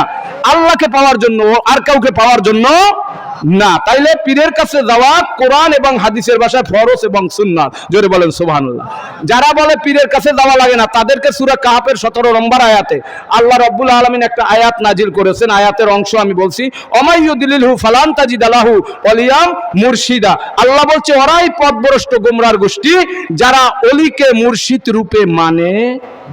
যারা অলিকে মুর্শিদ রূপে পাইবে না, ওরা পথভ্রষ্ট, চিরজীবন পথভ্রষ্ট থাকবে, গোমরা থাকবে। ওরা কখনো অলিকে মুর্শিদ রূপে পাইবে। কে বলছে? আল্লাহ বলছে। তাইলে অলি আল্লাহ হলো আমাদের আধ্যাত্মিক জ্ঞান, যারা নবী আল্লাহ লোক, যাদের দিকে তাকাইলে নবীর কথা স্মরণ হয়, আল্লাহর কথা স্মরণ হয়, জীবনের গুনাহ মাফ হয়ে যায়। সেই অলি আল্লাহর স্মরণে মাহফিল। আপনারা আসছেন, কোনো মাহফিলে গুনাহ মাফ না হইলো, আমি মাওলানা মেহেদী হাসান গ্যারান্টি দিয়ে বলি, এই মাহফিলে অলি আল্লাহর কারণে, আমার দয়াল নবীর কারণে অবশ্যই 100 বার আজকে ইনশাআল্লাহ আল্লাহ পাকের কোরআনের উপরে ভরসা, আল্লাহর রাসূলের উপরে ভরসা, অত্র এলাকার সমস্ত কবরগুলি আল্লাহ জান্নাতের বাগান বানাই দিতে পারে কি পারে না? জোরে বলেন, পারে কিনা? দুনিয়ার স্বার্থ, অর্থ সম্পদের জন্য না। আর বায়তে রসুল এমন একটা জিনিস মনে করবেন, এরা কিন্তু ইসলামকে বেশি ভালোবাসে। কি? ইসলাম বিক্রয় করা চলবে বাজান। বায়তে রসুলে যান, আপনি মানুষের মতন মানুষ হইতে পারবেন, আত্মা শুদ্ধ হয়ে যাবে, আপনার দিল জিন্দা হয়ে যাবে, নামাজে হুজুরি পয়দা হয়ে যাবে আপনার আমার। যারা এখনো ওলি আল্লাহর কাছে যায় না, বাংলাদেশে বিভিন্ন জায়গায় বিভিন্ন কামেল পীর আছে কি আছে না? যে কোনো একজন অলির কাছে যাইবেন পিতামাতার অনুমতি নিয়া। আল্লাহ আপনাকে আমাকে কবুল করুক, সকলে বলেন আমিন। আমার দয়াল নবীর আশেক হইতে হইলে বায়তে রসুল গ্রহণ করতে হইবে। কথা বলেন ঠিক কিনা? দুইটা প্রশ্ন আসছে আমার কাছে, বলমু। পীরকে অনেকে বাবা কয়, কয় কি কয় না? এলই অনেকে আবার ইস করে না, তিস্কারি করে না। পীরকে কয় বাবা, আব্বা কয়, এলই অনেকে তিস্কারি করে না। ভাই একটা কথা বলি, বাবাকে যে বাবা কয়ে স্বীকার না করে, তারে কি সন্তান বলে? জারক সন্তান বলে। বাবা পীরকে কইলে অসুবিধা হয় না। বাবা শব্দের অর্থ হইল আদরণীয়, সম্মানীয়। আদরণীয়। ওস্তাদরে ছাত্রে বাবা কইতে পারবে, ছাত্ররে আবার ওস্তাদে বাবা কইতে। আমার ছেলে আমাকে আব্বা কইবে, কিন্তু আমিও তো তারে আব্বা কই। সে উনি কি আমার মায়ের বিয়ে করছে নাকি? আমি তো ওনার মায়ের বিবাহ করছি। কি কন? এখনকার বাবা কয় কয়জন বাবা, তারা মায়ের বিয়ে দিয়েছেন, এরকম কত কুটুক্তি করে বাবা। এগুলো থেকে বিরত থাকবেন। ওই জন্য এক ভাই বলছে 6 জন বাপ আছে কোরআন হাদিস মোতাবেক, শরীয়ত মোতাবেক, আমি হেটাও বলবো। কিন্তু শোনেন, পীরকে বাবা কওয়া মুরিদের জন্য ওয়াজিব, মুরিদের জন্য। কারণ হইল কি, বাবা শব্দের অর্থ হইল আদরণীয়, সম্মানীয়। আপনি যদি একখান থেকে হাইটে যান, ছোট একটা মাসুম বাচ্চারে আগুনের পাশে দেখেন, তখন কি বলবেন? বাবারে আগুন লয়ে দুষ্টমি করিস না, বলবেন কি বলবেন না? ছোট বাচ্চারে মুরব্বীরা বাবা বলতে পারে না? তাকে তো মায়ের বিয়ে দেন লাগে না, লাগে নাকি? কুটুক্তি করার কি আছে? আর আমার আব্বা তো জন্মদাতা পিতা, কিন্তু আমার আর একজন আছে শ্বশুর আব্বা। কি কর? উনি তো আমার আব্বা না, আমার বিবির আব্বা। Father in law, mother in law, আইনের বাপ, আইনের মা। কতক্ষণ ঠিক কিনা? তাহলে উনি তো আমার আব্বা না, ওনারে তো আমি আব্বা কই। অনেক সময় নিজের আব্বার চাইতে বেশি আব্বা ওনারে কই। কতক্ষণ ঠিক কিনা? কিন্তু কথা হলো তারেও তো আব্বা কন। তাহলে পীরের আব্বা কইলে অসুবিধাটা কি? ছাত্ররে শিক্ষক আব্বা কইতে, আবার ওস্তাদের ছাত্ররেও আব্বা কইতে পারবে। ছোটরা বড়রে আব্বা কইলে আদর, আব্বা শব্দের অত আদরণীয়, সম্মানীয়। আমার এক মাওলানা সাহেব কয়, আপনারা তো খালি পীরের বাবা কন, আপনার বাবাই কবে আইব? খালি তিস্কারি করে, মানে বন্ধু মানুষ আর কি, এমনি কোনো ইনা। এই কইতে কইতে এক পানের দোকানে যাই কয়, বাবা আমার একটা বাবা দরদা দিয়ে পান দাও। তা আমি কইলাম মাওলানা সাহেব, মাওলানা আব্দুল সালাম, কই সালাম ভাইয়া কি করলেন? কয় কি কই 5টার পান খাইতে যাইয়ে দোকানদারের 2 ফির বাবা কইলেন, আর আমরা পীরকে বাবা কই, এটা দোষ হয়ে গেল? আপনি 5টার পান খাইতে যাই দোকানদারের 2 বার বাবা কইলেন, বাবা আমার একটা বাবা জর্দা দিয়ে পান দাও, তাহলে 2 বার বাবা কইছে না? তাহলে আমি মানে 5টার পান খাইতে যাই দোকানদারের 2 বার বাবা কইলেন, আর আমরা পীরের বাবা কইলে দোষ হয়ে গেল? দোষে কিছু নাই। বাবা শব্দের বাবা কইয়ে যখন আপনি দেখবেন একটা মুরব্বী যখন সন্তানরে বাবা কইয়ে ডাক দেয়, বাবার যে মহব্বতটা ওইটা আইসা যায় তার ভিতরে। কথা বলেন ঠিক কিনা? সম্মানটা আইসা যায়। বেড়ান কুটুক্তি না, তর্কে বহুদূর, তর্কে বহুদূর, তর্ক না, ইমানটা হইলো বড় জিনিস। কি বলেন, কথা ঠিক না? ছোটরে যখন বড়রা বাবা কইয়ে ডাক দেয়, তখন বাবা কইলে কি একটা দিলের ভিতর মহব্বত পয়দা হয় না? কি বলেন, হয় না? তাইলে বাবা শব্দ অর্থ আদরণীয়, সম্মানীয়। বাবা কইলে কোনো অসুবিধা নাই। আর একটা জিনিস বলেন, আমাদের শেষে চরমনার ফির সেবা ছিল না, শরীয়তের ফির মাওলানা ফজলুল করিম সাহেব। আমি ওইখানে 12 বছর ভলান্টিয়ারগিরি করছি ছাত্র অবস্থায়, যখন সার্সিনা লেখাপড়া করি। তার মাওলানা ফজলুল করিম সাহেব বা এখন যারা আছে রেজাউল করিম, ফাইজুল করিম সাহেব, ওনারা যখন ওয়াজে আসে তা প্রত্যেকটা কথা কয় কি, বাবারে মাওলারে না লইয়া মাওলার কবরে যাইও না। কয় কি কয় না? প্রত্যেক হাজার হাজার মানুষ ওনাদেরকে বাবা করে ডাক দেয় না? কিন্তু ওই মাঠের সবাই কি ওনাদের রুহানি সন্তান? অন্য মানুষও তো আছে, কিন্তু পীর সাহেব সবাইকে বাবা কইয়া ঠিক করছে, ডাক দেশে মহব্বতে, অর্থাৎ বাবার মহব্বত মুরিদের ভিতরে ফয়দা হয়ে যায়। যখন পীরের সবাইরে বাবা কইছে, সবাইও সন্তান হিসাবে পীরের বাবা কইতে তর্ক না, তর্কে বহুদূর। কথা কন ঠিক কিনা? ছাত্র ওস্তাদরে বাবা কইতে পারবে, ওস্তাদে ছাত্ররে বাবা কইতে, সন্তান বাবারে বাবা কয়, আর বাবা আবার সন্তানরে কি কয়? বাবা কয়। তাতে দোষের কিছু নাই। আবুল বশার আদি পিতা, আদি পিতা কেডা?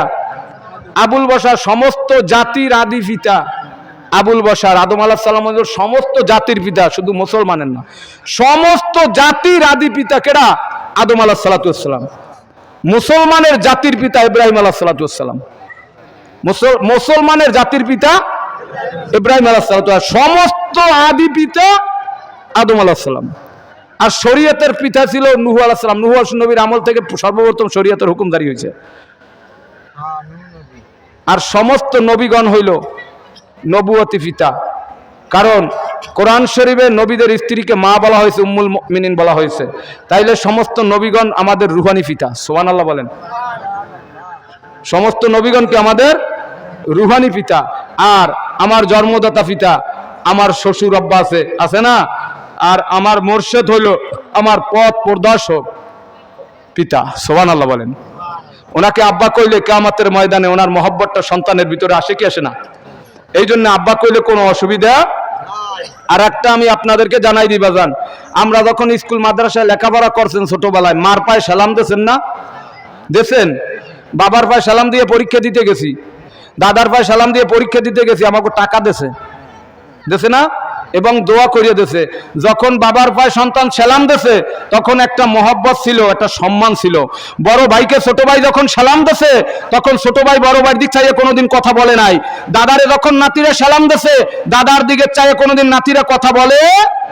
আজকে ওই সালামকে শিরক কইতে কইতে উঠাইয়া দিছি, শিরক কইতে কইতে উঠাই দিয়ে আজকে সম্মানও উঠাইয়া দিছি। কথা বলেন ঠিক কিনা? শিরক কইতে কইতে উঠাইয়া দিছি। কয় মাথা নত হইলেই নাকি সেজদা হয়, মাথা নত হইলে সেজদা হয় না। আলেম ওলামা এখানে শিক্ষিত যারা আছে, যারা বুখারী পড়ছে, মুসলিম পড়ছে, মিশকাত পড়ছে, তারা কদম মুসির দলিল পড়ছে। কথা বলেন ঠিক কিনা? কদম মুসি মানে, কিন্তু কয় মাথা নত হইলে সেজদা হয়। আর আমি বলে গেলাম মাথা নত হইলে সেজদা 5 প্রকারের সেজদা আছে। কয় প্রকারের? এগুলা জানতে হইলে বায়তে রাসূল গ্রহণ করতে হইবে, ওলি আল্লাহর দরবারে যাইতে হইবে। জোরে বলেন সুবহানাল্লাহ। আমার নবীজি বলেছেন আল জান্নাতু তাহাতা আকদামিল উম্মাহাত, মায়ের পায়ের তলে সন্তানের জান্নাত। সুবহানাল্লাহ বলেন। নবীজি বলেন আল জান্নাতু তাহাতা আকদামিল উম্মাহাত, মায়ের পায়ের তলে সন্তানের জান্নাত। আবু দাউদ শরীফের ভিতরে আমার নবীজি বলেন কব্বালাহু উম্মাহাতু আবিরিয়াজুল জান্নাত। যদি কোনো সন্তান তার মার পায়ে চুম্মা দেয়, যদি কোনো সন্তান তার বাবার পায়ে চুম্মা দেয়, আমার নবীজি বলেছেন ওই চুম্মাটা যাইয়া আল্লাহর জান্নাতের খুঁটিতে লাগে। আমার নবী বলেছেন আল জান্নাতু তাহতা আকদামিল উম্মাহাত, মায়ের পায়ের তলে সন্তানের কেমন করে জান্নাত হলো? নবী বলেছেন কব্বালাহু উম্মাহাতু আবিরিয়াজুল জান্নাত, যদি কোনো সন্তান তার মার পায়ে চুম্মা দেয় গো, যদি কোনো সন্তান তার বাবার পায়ে চুম্মা দেয়, ওই চুম্মাটা যাই এক হাদিসে আসছে আল্লাহর জান্নাতের খুঁটিতে লাগে, আর এক হাদিসে আসছে আল্লাহর আরশের খুঁটিতে লাগে। একবার জোরে বলেন সুবহানাল্লাহ। আমার যুবক ভাইরা, ছাত্র ভাইরা, যার মা আছে গো, যার বাবা আছে গো, হেলা করিও না। যার মা নাই ও জানে মা কি জিনিস, যার বাবা নাই ও জানে বাবা কি জিনিস। আজকে মাহফিল থেকে যায় মা কইয়া ডাক দে ভাই, একবারের বেশি দুইবারে ডাক দেওয়া লাগবে না। প্রাণের স্ত্রীরে ডাক দিলে 10-12 দেওয়া লাগতে পারে, দরজা খুলতে দেরিও হইতে পারে। কথা বলেন ঠিক কিনা? এমন একজন মা, আমার নবী বলেছেন মায়ের পায়ের তলে সন্তানের জান্নাত। এ দুনিয়ার মানুষেরা শোনো, মার পায়ে যদি একটা চুম্মা দিতে পারো, ওই চুম্মাটা যাইয়া আমার মাওলার জান্নাতের খুঁটিতে লাগে। যদি কোনো সন্তান মার পায়ে চুম্মা দেয়, বাবার পায়ে চুম্মা দেয়, ওই চুম্মাটা যাইয়া আল্লাহর জান্নাতের খুঁটিতে লাগে। একবার জোরে বলেন সুবহানাল্লাহ। এ ভাইজান রে, এইটার নাম হইল কদম বুসি। কি নাম? কদম মুসি মানে, কিন্তু কদম অর্থ কি, বুসি অর্থ কি এইটা জানি না। কয় মাথা নত হইলে শিরক হয়ে যায়। নাউযুবিল্লাহ বলেন। একটা কথা বোঝেন, আমরা যেন কথায় কথায় শিরক বলেন না। আল্লাহর একজন ওলি মুহাদ্দিস আব্দুল হক দেলহবী রাহমাতুল্লাহ আলাইহি একটা কিতাবের ভিতরে লেখছে, যে খালি কথায় কথায় শিরক বলে, বল যদি ওয়ালের সাথে মালে, ওয়ালের সাথে বল হিস্সা কোন দিকে আসবে? নিজের দিকে। যে খালি কথায় কথায় না বুঝে শিরক শিরক বলে, ওই শিরকের গুনাহ সব তার মাথায় উঠবে। শিরক শব্দের অর্থ হইল আমার আল্লাহর সাথে কাউকে সমতুল্য মনে করার নাম হইল শিরক। জোরে বলেন নাউযুবিল্লাহ। তাইলে কোন মানুষ কি আল্লাহর সাথে কাউরে মনে করে? কোন মুসলমান আল্লাহর সাথে কাউরে সমতুল্য মনে করে? আল্লাহর সাথে কাউরে সমতুল্য মনে করা, আল্লাহর জায়গায় কাউকে আনার নাম হইল শিরক। তাইলে আল্লাহর সমতুল্য আমরা কি কেউ কোনোদিন কেউরে মনে করি? তাইলে কথায় কথায় শিরক বললে শিরকের গুনাহ নিজের মাথায় পড়বে। বেদাত বেদাত খালি বললে বেদাতের গুনাহ নিজের মাথায় পড়বে। বেদাত জানতে হইবে। বেদাত শব্দের অর্থ হলো নূতন আবিষ্কার। বেদাত অর্থ কি? নবীর আমলে যেইটা ছিল না, নবীর আমলে যেইটা ছিল না ওইটা নূতন করে আবিষ্কার করার নাম হইল বেদাত।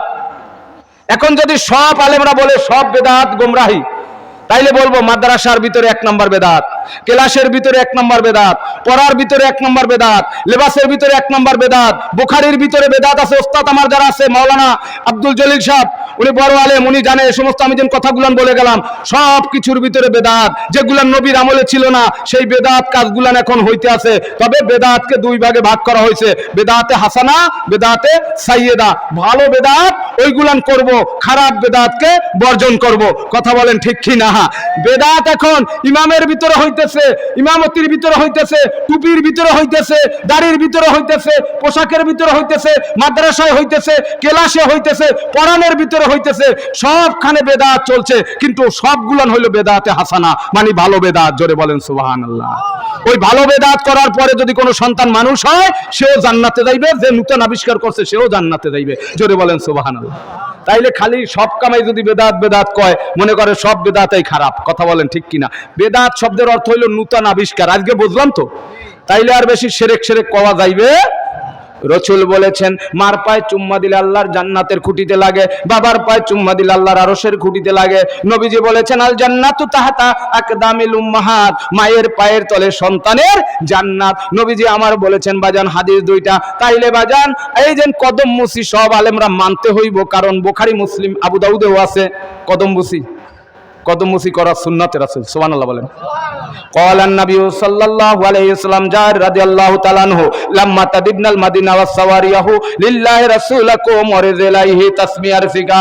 সাওয়ার রাদিয়াল্লাহু তাআলা আনহু বলছেন আমার নবী সাওয়ারের পিঠে সাওয়ারি থেকে আসিয়া যখন মদিনায় পৌঁছতো, আমরা উচ্চ স্থানে দাঁড়াইয়া নবীর 2 হাত পায়ে মোবারকে চুম্মা দিতাম। একবার জোরে বলেন সুবহানাল্লাহ। মাথা নত হইলেই সেজদা হইয়া যায় না, 5 প্রকারের সেজদা।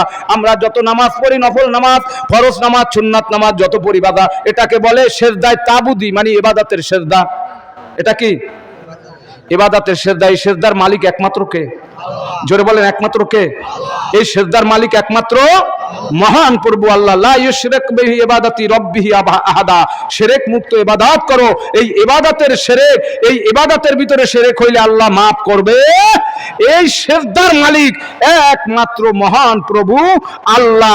এই সিজদার ভিতরে কিছুকে স্মরণ করা যাইবে না। ব্যবসা বাণিজ্য, চাকরি বাকরি, ছেলে সন্তান, স্ত্রী পুত্র, কাউকে যদি নামাজের ভিতরে স্মরণ করেন তাইলে মনে করবেন আপনি আল্লাহর সিজদা দেন নাই, ওই যেটা স্মরণ আইছে ওইটার পর সিজদা দিয়েছেন, আপনার শিরক হয়ে গেছে। আপনার নামাজ জীবনও আল্লাহ দরবারে কবুল হবে না। তাইলে আমরা যেন পায়ে সালাম দিই, এটা হলো কদম বুসি। এটা কি?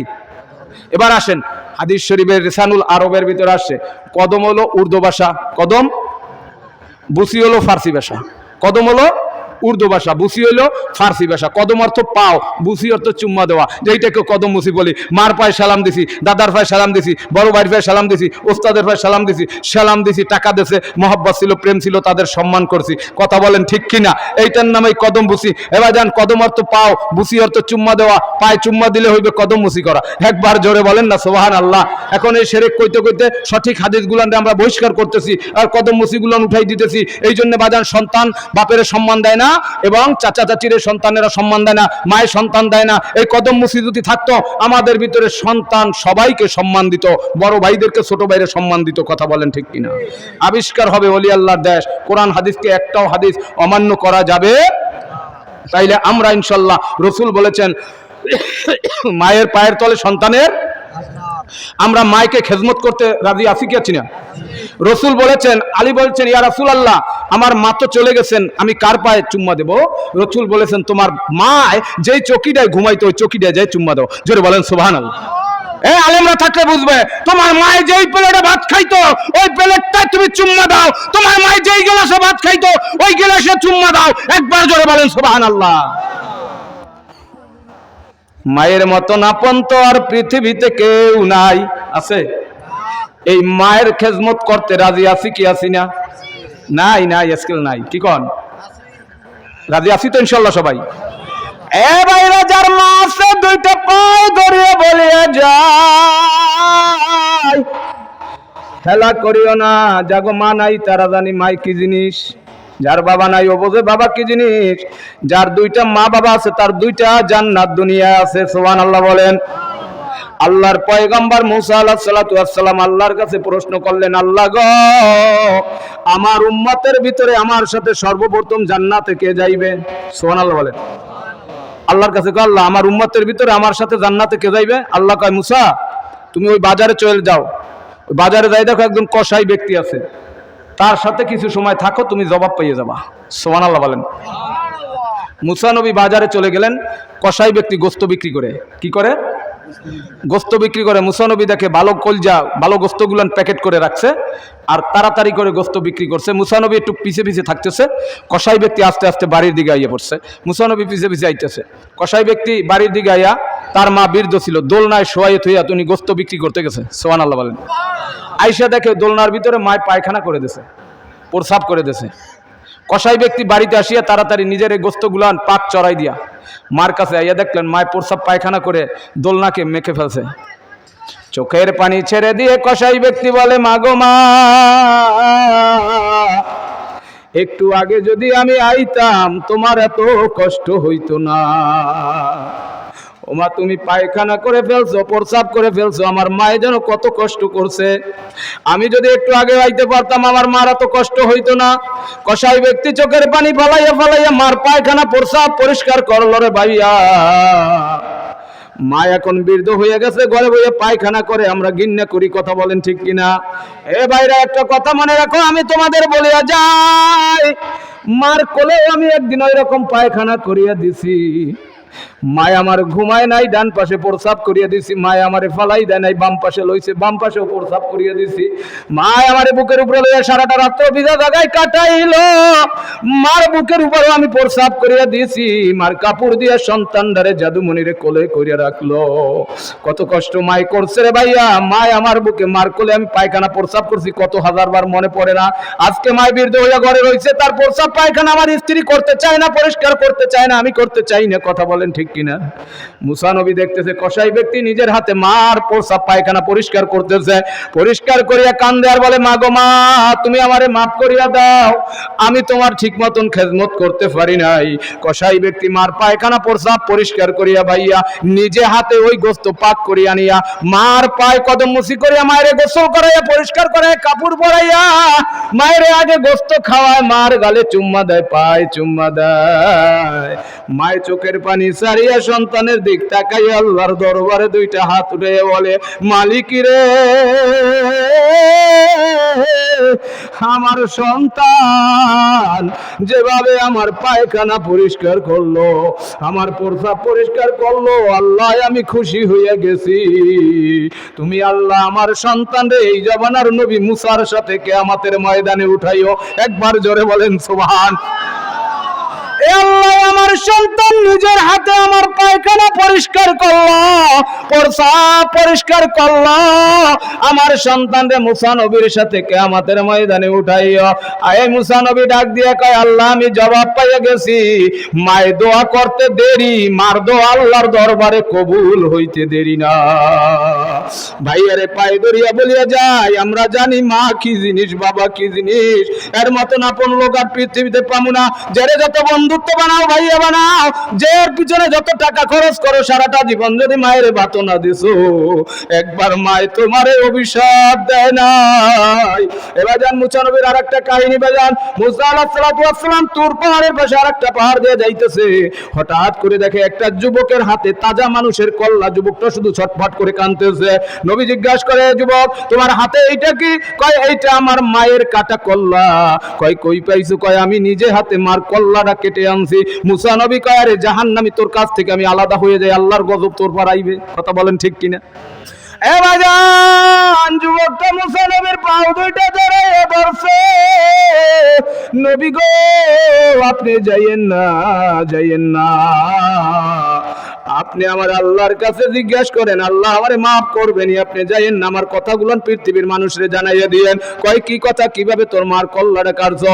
ওই যুবকটা বলতেছে, হুজুর আমি একটা মেয়েকে ভালোবাসতাম, মেয়েটাও আমারে খুব ভালোবাসতো, কিন্তু আমার মেয়েটা ভালোবাসতে বাসতে মেয়েটা আমারে বলল, তুমি আমারে কেমন ভালোবাসো আমি জানি না। কয় আমি তোমারে সব চাইতে বেশি ভালোবাসি। কয় কিরকম ভালোবাসো আমি জানি না, আমারে যদি তুমি এতই ভালোবাসতে পারো, তোমার মায়ের কল্লাটা কাটিয়ে আনিয়ে যদি আমারে দিতে পারো, আমি মনে করব তুমি আমারে সব চাইতে বেশি ভালোবাসো।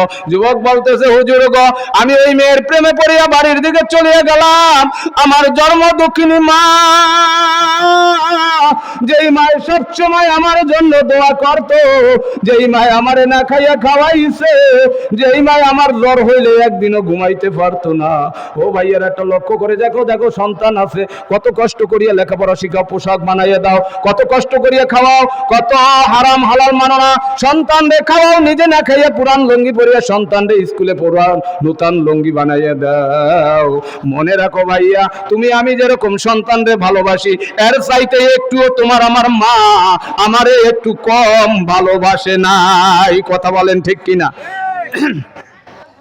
ওই যুবকটা বলে, হুজুর আমি বাড়িতে চলে গেলাম, আমার মাইকে আমি ডাক দিলাম, মায় আমার সন্তানের ডাক শুনি আমার কাছে আসলো।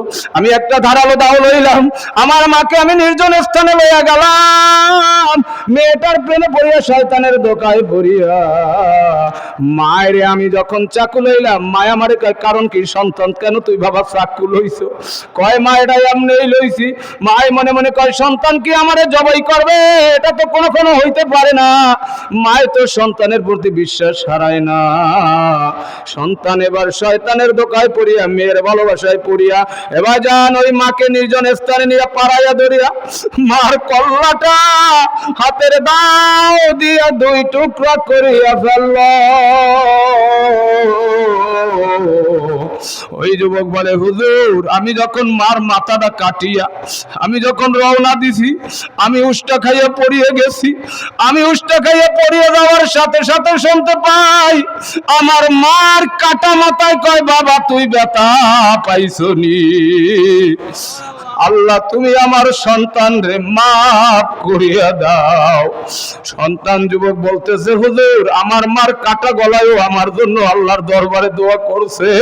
এই মার কল্লাটা আমি কিভাবে কাটছি জানি না, এখন আমি আমার মার মহব্বতের চড়ে বাঁচি না। আমার মায়েরে আমি নিজে হাতে হত্যা করছি হুজুর, আপনি আমার আল্লাহর কাছে জিজ্ঞেস করেন, আল্লাহ আমারে মাফ করবেনি? মুসা নবী বলে, জাহান্নামে তোরে তো আল্লাহ মাফ করবেই না। আমার মতন বলে দেন পৃথিবীর মানুষ রে, আমার মতন নাদান গুনাহগার যেন কোন নারীর প্রেমে না পড়িয়া মায়ের কষ্ট না দেয়, মায়ের খাওয়ান না দেয় রে বাজান। একটা ওকে আমার ওস্তাদ জি বলছিল, এক যুবক বর্তমানে বিয়ে করলে সবচাইতে বেশি ঝগড়া বাজে হাউরির লগে আর পুতের বোর লগে। কি কোন কথা ঠিক না? একজন যুবক দেখে কি মাল লাগে কাজ করি আইয়া দেখে মাল লাগে আর বোর লগে খালি প্রত্যেক দিন ঝগড়া, ফেরতে কোকতে ঝগড়া। এত কষ্ট করে কাম করি আহি, মায়েরও তো ফালান যাইবে না আর স্ত্রীকেও তো ফালান যাইবে না। উনি একটা বুদ্ধি করলো। কি বুদ্ধি? উনি বউরে বাপের বাড়ি দিয়ে এলো। বাপের বাড়ি দিয়ে আইছে, বাড়িতে আইছে, বাড়িতে মায় জিজ্ঞেস করতে আছে যে বাবা বউ কই? কয় মা অগো বাড়ি থুইয়েছি। কয় বাবা লই আই, আমার একলা ঘরে পরানটাই না। সোবান আল্লাহ বলেন। কয় না মা ওরে আর আনবো না। মা কয় কে বাবা? কয় না মা তোমার সাথে খালি ঝগড়া করে। কয় না বাবা ও আন তুই বউরে, ও ঝগড়া করবে, আমি বুড়া মানুষ কয়দিন বাঁচবো, আন। কয় না মা ওরে আর আনবো না, ওরে যদিও আনি ওই রাইতে আনার সময় ওরে কাটতে নদীতে ফালাই দিম বস্তা ভরিয়া। মাই কয় বাবা এক কাম করিস না, পরের জিরে মারিস না, আল্লাহ গুণা দেবে। কোনো দিন বুঝি করম বাবু? কয় না মা তুমি আমার মা, তোমার সাথে খালি ঝগড়া করে, আমি ঘরে শান্তি পাই না, আমি ওরে রাখবো না, ওরে একেবারে কাটতে নদীতে ফালাই দিম। মায়ের সন্তানের পাও দুইটা জড়াই ধরে কয় বাবা আমি আর বৌমার লগে ঝগড়াই করবো না, কোনো কথাই কমু না, আমারে খাওন দিলে দিল, না দিলে না দিল, তবুও তুই বৌমারে মারিস না বাবা। মাই পরের জিরে মারিস না বাবা, তুই বুঝি আর বউরে মারো, আমি তোর বললো আর কোনো কথাই কম না, আমার পারলে খাওন দিল, না পারলে না দিল, আমি বুড়া মানুষ, পাইলে খাইলাম না পাইলে না খাইলাম, আমি আর বললো তর্ক বিতর্ক করবো না। কয় মা ঠিক আছে? কয় হয় ঠিক আছে। মায়ের এই কইয়া গেছে শ্বশুরবাড়ি, শ্বশুরবাড়ি দিয়ে বিবিরে কয় এই শোনো তুমি বাড়ি লও। কয় তারপর? আজকে বাড়ি দিয়ে মায়ের বস্তা বইরে ওই নদীতে ফালাই দিয়ে। কয় কও কি তুমি? মায়ের কোনোদিন এই করে? কয় না তোমার লাগে খালি একটা ঝগড়া করে, তুমি আমার বিবি না, তুমি আমার আদরের বউ, তোমার লগে প্রত্যেক দিন ঝগড়া করে, মায়ের আর রাখবো না, মায়ের মারিয়া বস্তা বইরে নদীতে ফালাই দিব। কয় স্বামী তোমার পায়ে ধরছি, তুমি আমারে বুঝি মারো? কয় না তোমার লগে খালি ঝগড়া করে আর রাহা যাইবে না, অশান্তি, আমি অশান্তি পছন্দ। কয় একটা কাম করো, বুড়া মানুষ কয়দিন বাঁচবে, আমি আর তোমার মাল লাগে কডর কডর করবো না, তোমার মায়েরে তুমি মারিও না, মারিও না, আমি আর বুড়া মানুষ কয়দিন বাঁচবে, সব তো আমার বই থাকবে, তাই আর কডর কডরও করবো না, ঝগড়াও করবো না, সময় মতন ধারে করে ভাত দেবো। কয় তা বুঝছো কিন্তু? কয় হয় বুঝছি। মানে মার কাছে যা কইছে হ্যাঁ তো আর স্ত্রী জানে না, আর স্ত্রীর কাছে যা কইছে হ্যাঁ তো আর মায়, বউ বাড়িয়ে যান, মায় কোনো কথা কয় না, ভয়তে দেন, যদি কত ঝগড়া বাজাইতে বউরে কিনে নিয়ে মারিয়ে নদীতে ফালাই দেয়, আর বউ কথা কয় না, ভয়তে দেন, যদি কথা কয় তাই তো হাওড়িরে কিনে মারিয়ে নদীতে ফাঁসাই দিয়ে। দুইজনের ভিতর কি হয়ে গেছে? সমাধান হয়ে গেছে। ভাই মেরে দোস্ত বুজুর্গ, আমাদের প্রত্যেকের স্ত্রী আছে, বর্তমানে কিন্তু সবচাইতে বেশি দোষ শাশুড়ির। কি কন? মার দোষ বেশি, মায় বুড়ো হয়েছে না, মায়ের সংসার গড়ে নাই, এখন যারা আইছে তাদের সংসার, এই সংসার লই আমার মায়ের তো কষ্ট করছে। কি কন? সোনের ঘর ছিল, তারপর টিনের ঘর করছে মা, এখন বিল্ডিং করছে। কি কন কথা ঠিক না? সোনের ঘরে মায়ের রয়েছে, এখন যারা আইছে তারা শান্তি করবে, আইয়া জোগাড় করা পাইছে, তারপরও রাইন্দে খাওয়াইতে হইব মার। কথা কন ঠিক কিনা? মাওলার কাছে জবাব দিতে হবে। সবাই হাতে পায়ে ধরে বলে যাই, আমার প্রত্যেকটা ওয়াজে মা বাবার একটা পর্ব থাকে বাজান, কিন্তু আমি সকলের অনুরোধ করে বলে যাই, আজকে গরিবের আওয়াজ খাজা মাইনুদ্দিন চিশতি আজমির সন্দারি রহমাতুল্লাহ আলাইহি মহাপবিত্র মাহফিলে থেকে আমরা অঙ্গীকার নেই, আমরা প্রত্যেকে মাকে কষ্ট দিব, মায়েরে কষ্ট দিব, বাবারে কষ্ট দিব। আল্লাহ যেন আমাদের সকলের এই মাহফিলকে কবুল করে, সকলে বলেন আমিন। ওলি আল্লাহকে মানতে রাজি আছি কি আছি না? এই দেশে ইসলাম প্রচার করছে না শাহজালাল, শাহপরান করছে না বাজান? সারা বাংলার জমিনে ওলি আল্লাহর মাজার আছে না বাজান? এ বাজান শোনেন, যার ইন্নামাল আমালু বিন্নিয়াস, সমস্ত কাজ নেয়াইতের উপর নির্ভর করে, যার নেয়াজ যত ভালো তার কাজও তত, যার নেয়াজ যত খারাপ তার কাজও তত। একদল মানুষ আছি আমরা সমাজে বাজান, একদল মানুষ আছি আমরা সমাজে নিজের দোষ দেই না, খালি পরের দোষটা বিছরাহি। কি কোন কথা ঠিক না? আর হক নষ্ট করবেন না মানুষের, সাবধান, সব গুনাহ আল্লাহ মাফ করবে। আপনি যদি হক্কুল এবাদ, হক্কুল্লাহ হক্কুল এবাদ, আল্লাহর হক আল্লাহ মাফ করবে, কিন্তু এবাদের হক আল্লাহ মাফ করবে। আপনি যদি কারোর সাথে হক নষ্ট করেন, ভাই বোনের হক, আত্মীয় স্বজন হক, পাড়াপড়তির হক, কারো হক নষ্ট করেন, এটা আল্লাহ কখনো আপনারে মাফ করবে? যার হক নষ্ট করছেন উনি যদি মাফ করে আল্লাহ মাফ করবে, উনি মাফ না করলে আল্লাহ মাফ করবে না বাজান। ওয়াজ তো বহু শুনছি, আমি এখন আলোচনা শেষ করে দেব, দুই একটা কথা বলি বাজান। এই জন্যে আমরা আল্লাহ পাকের মহান হুকুম 5 ওয়াক্ত নামাজ হুজুরি দিলে আদায় করব। কি দিলে? হুজুরি দিল আমরা জানি না, কি কন? এই হুজুরি দিলটা শিখতে হইলে যে কোনো একজন এলমে লাদন্নির ওস্তাদ হইল পীর মাশায়েখ বুজুর্গণ। জোরে বলেন সুবহানাল্লাহ। বলবেন হুজুর পীর মাশায়েখ আপনারা নামাজের ভিতরে আত্তাহিয়াতু পড়ছেন না? পড়ছেন না?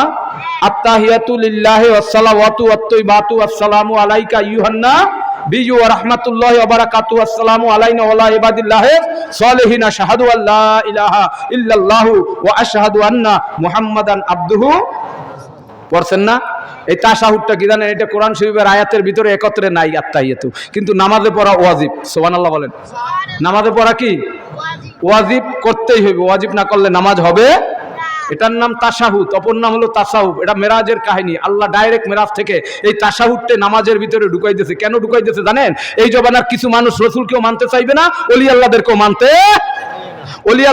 মানতে এই বায়াতে রসুল গ্রহণ করার মূল হইল এই তাশাহুদ। রসুল যখন মেরাজে গেছিল এই তাশাহুদ ডাইরেক্ট আল্লাহর রাসূলের আদান প্রদান। জোরে বলেন না সুবহানাল্লাহ। হাকিকতের আলেম থাকলে বুঝবে ইনশাআল্লাহ। কারণ এই আত্তাহিয়াতু পড়ছেন, রসুল আল্লাহর বাড়ি গেছে, রসুল বলছে আত্তাহিয়াতু লিল্লাহি ওয়াসসালাম। আল্লাহ মহান, নিশ্চয় সমস্ত ইবাদতের মালিককে। আল্লাহ খুশি না বেজার? আল্লাহ রসুলকে সালাম দিয়েছে, আসসালামু আলাইকা আইয়ুহান নাবিয়্যু। বিশেষ করে আমার আগে যে বক্তা ওয়াজ করছে, সুন্দর আলোচনা করছে যে নামাজ আমাদের, নামাজ কাদের? আল্লাহ বলে আমি শ্রেষ্ঠা, তোমরা সৃষ্টি। আর শ্রেষ্ঠার কোনো ইবাদতের দরকার হয় না? হয়? শ্রেষ্ঠার কোনো ইবাদতের দরকার?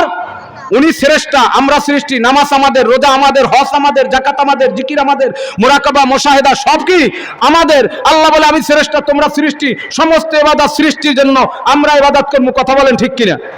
আল্লাহ বলে বান্দা তোমরা জানো না আমি আল্লাহর কোনো ইবাদত লাগে না, সব ইবাদত বান্দার জন্য।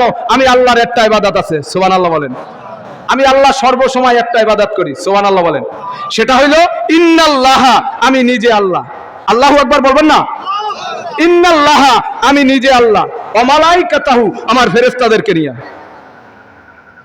কেডা বলছে?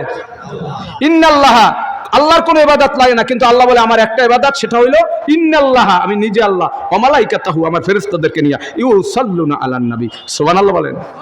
আমি নিজে আল্লাহ, আমার ফেরেশতাদেরকে নিয়ে সর্বসময় আমার নবীর সালাতু সালাম পাঠ করতে থাকি। একবার জোরে বলেন সুবহানাল্লাহ। তারপর আল্লাহ বলছে ইয়া আইয়ুহাল্লাযিনা আমানু সাল্লু আলাইহি ওয়া সাল্লিমু তাসলিমা।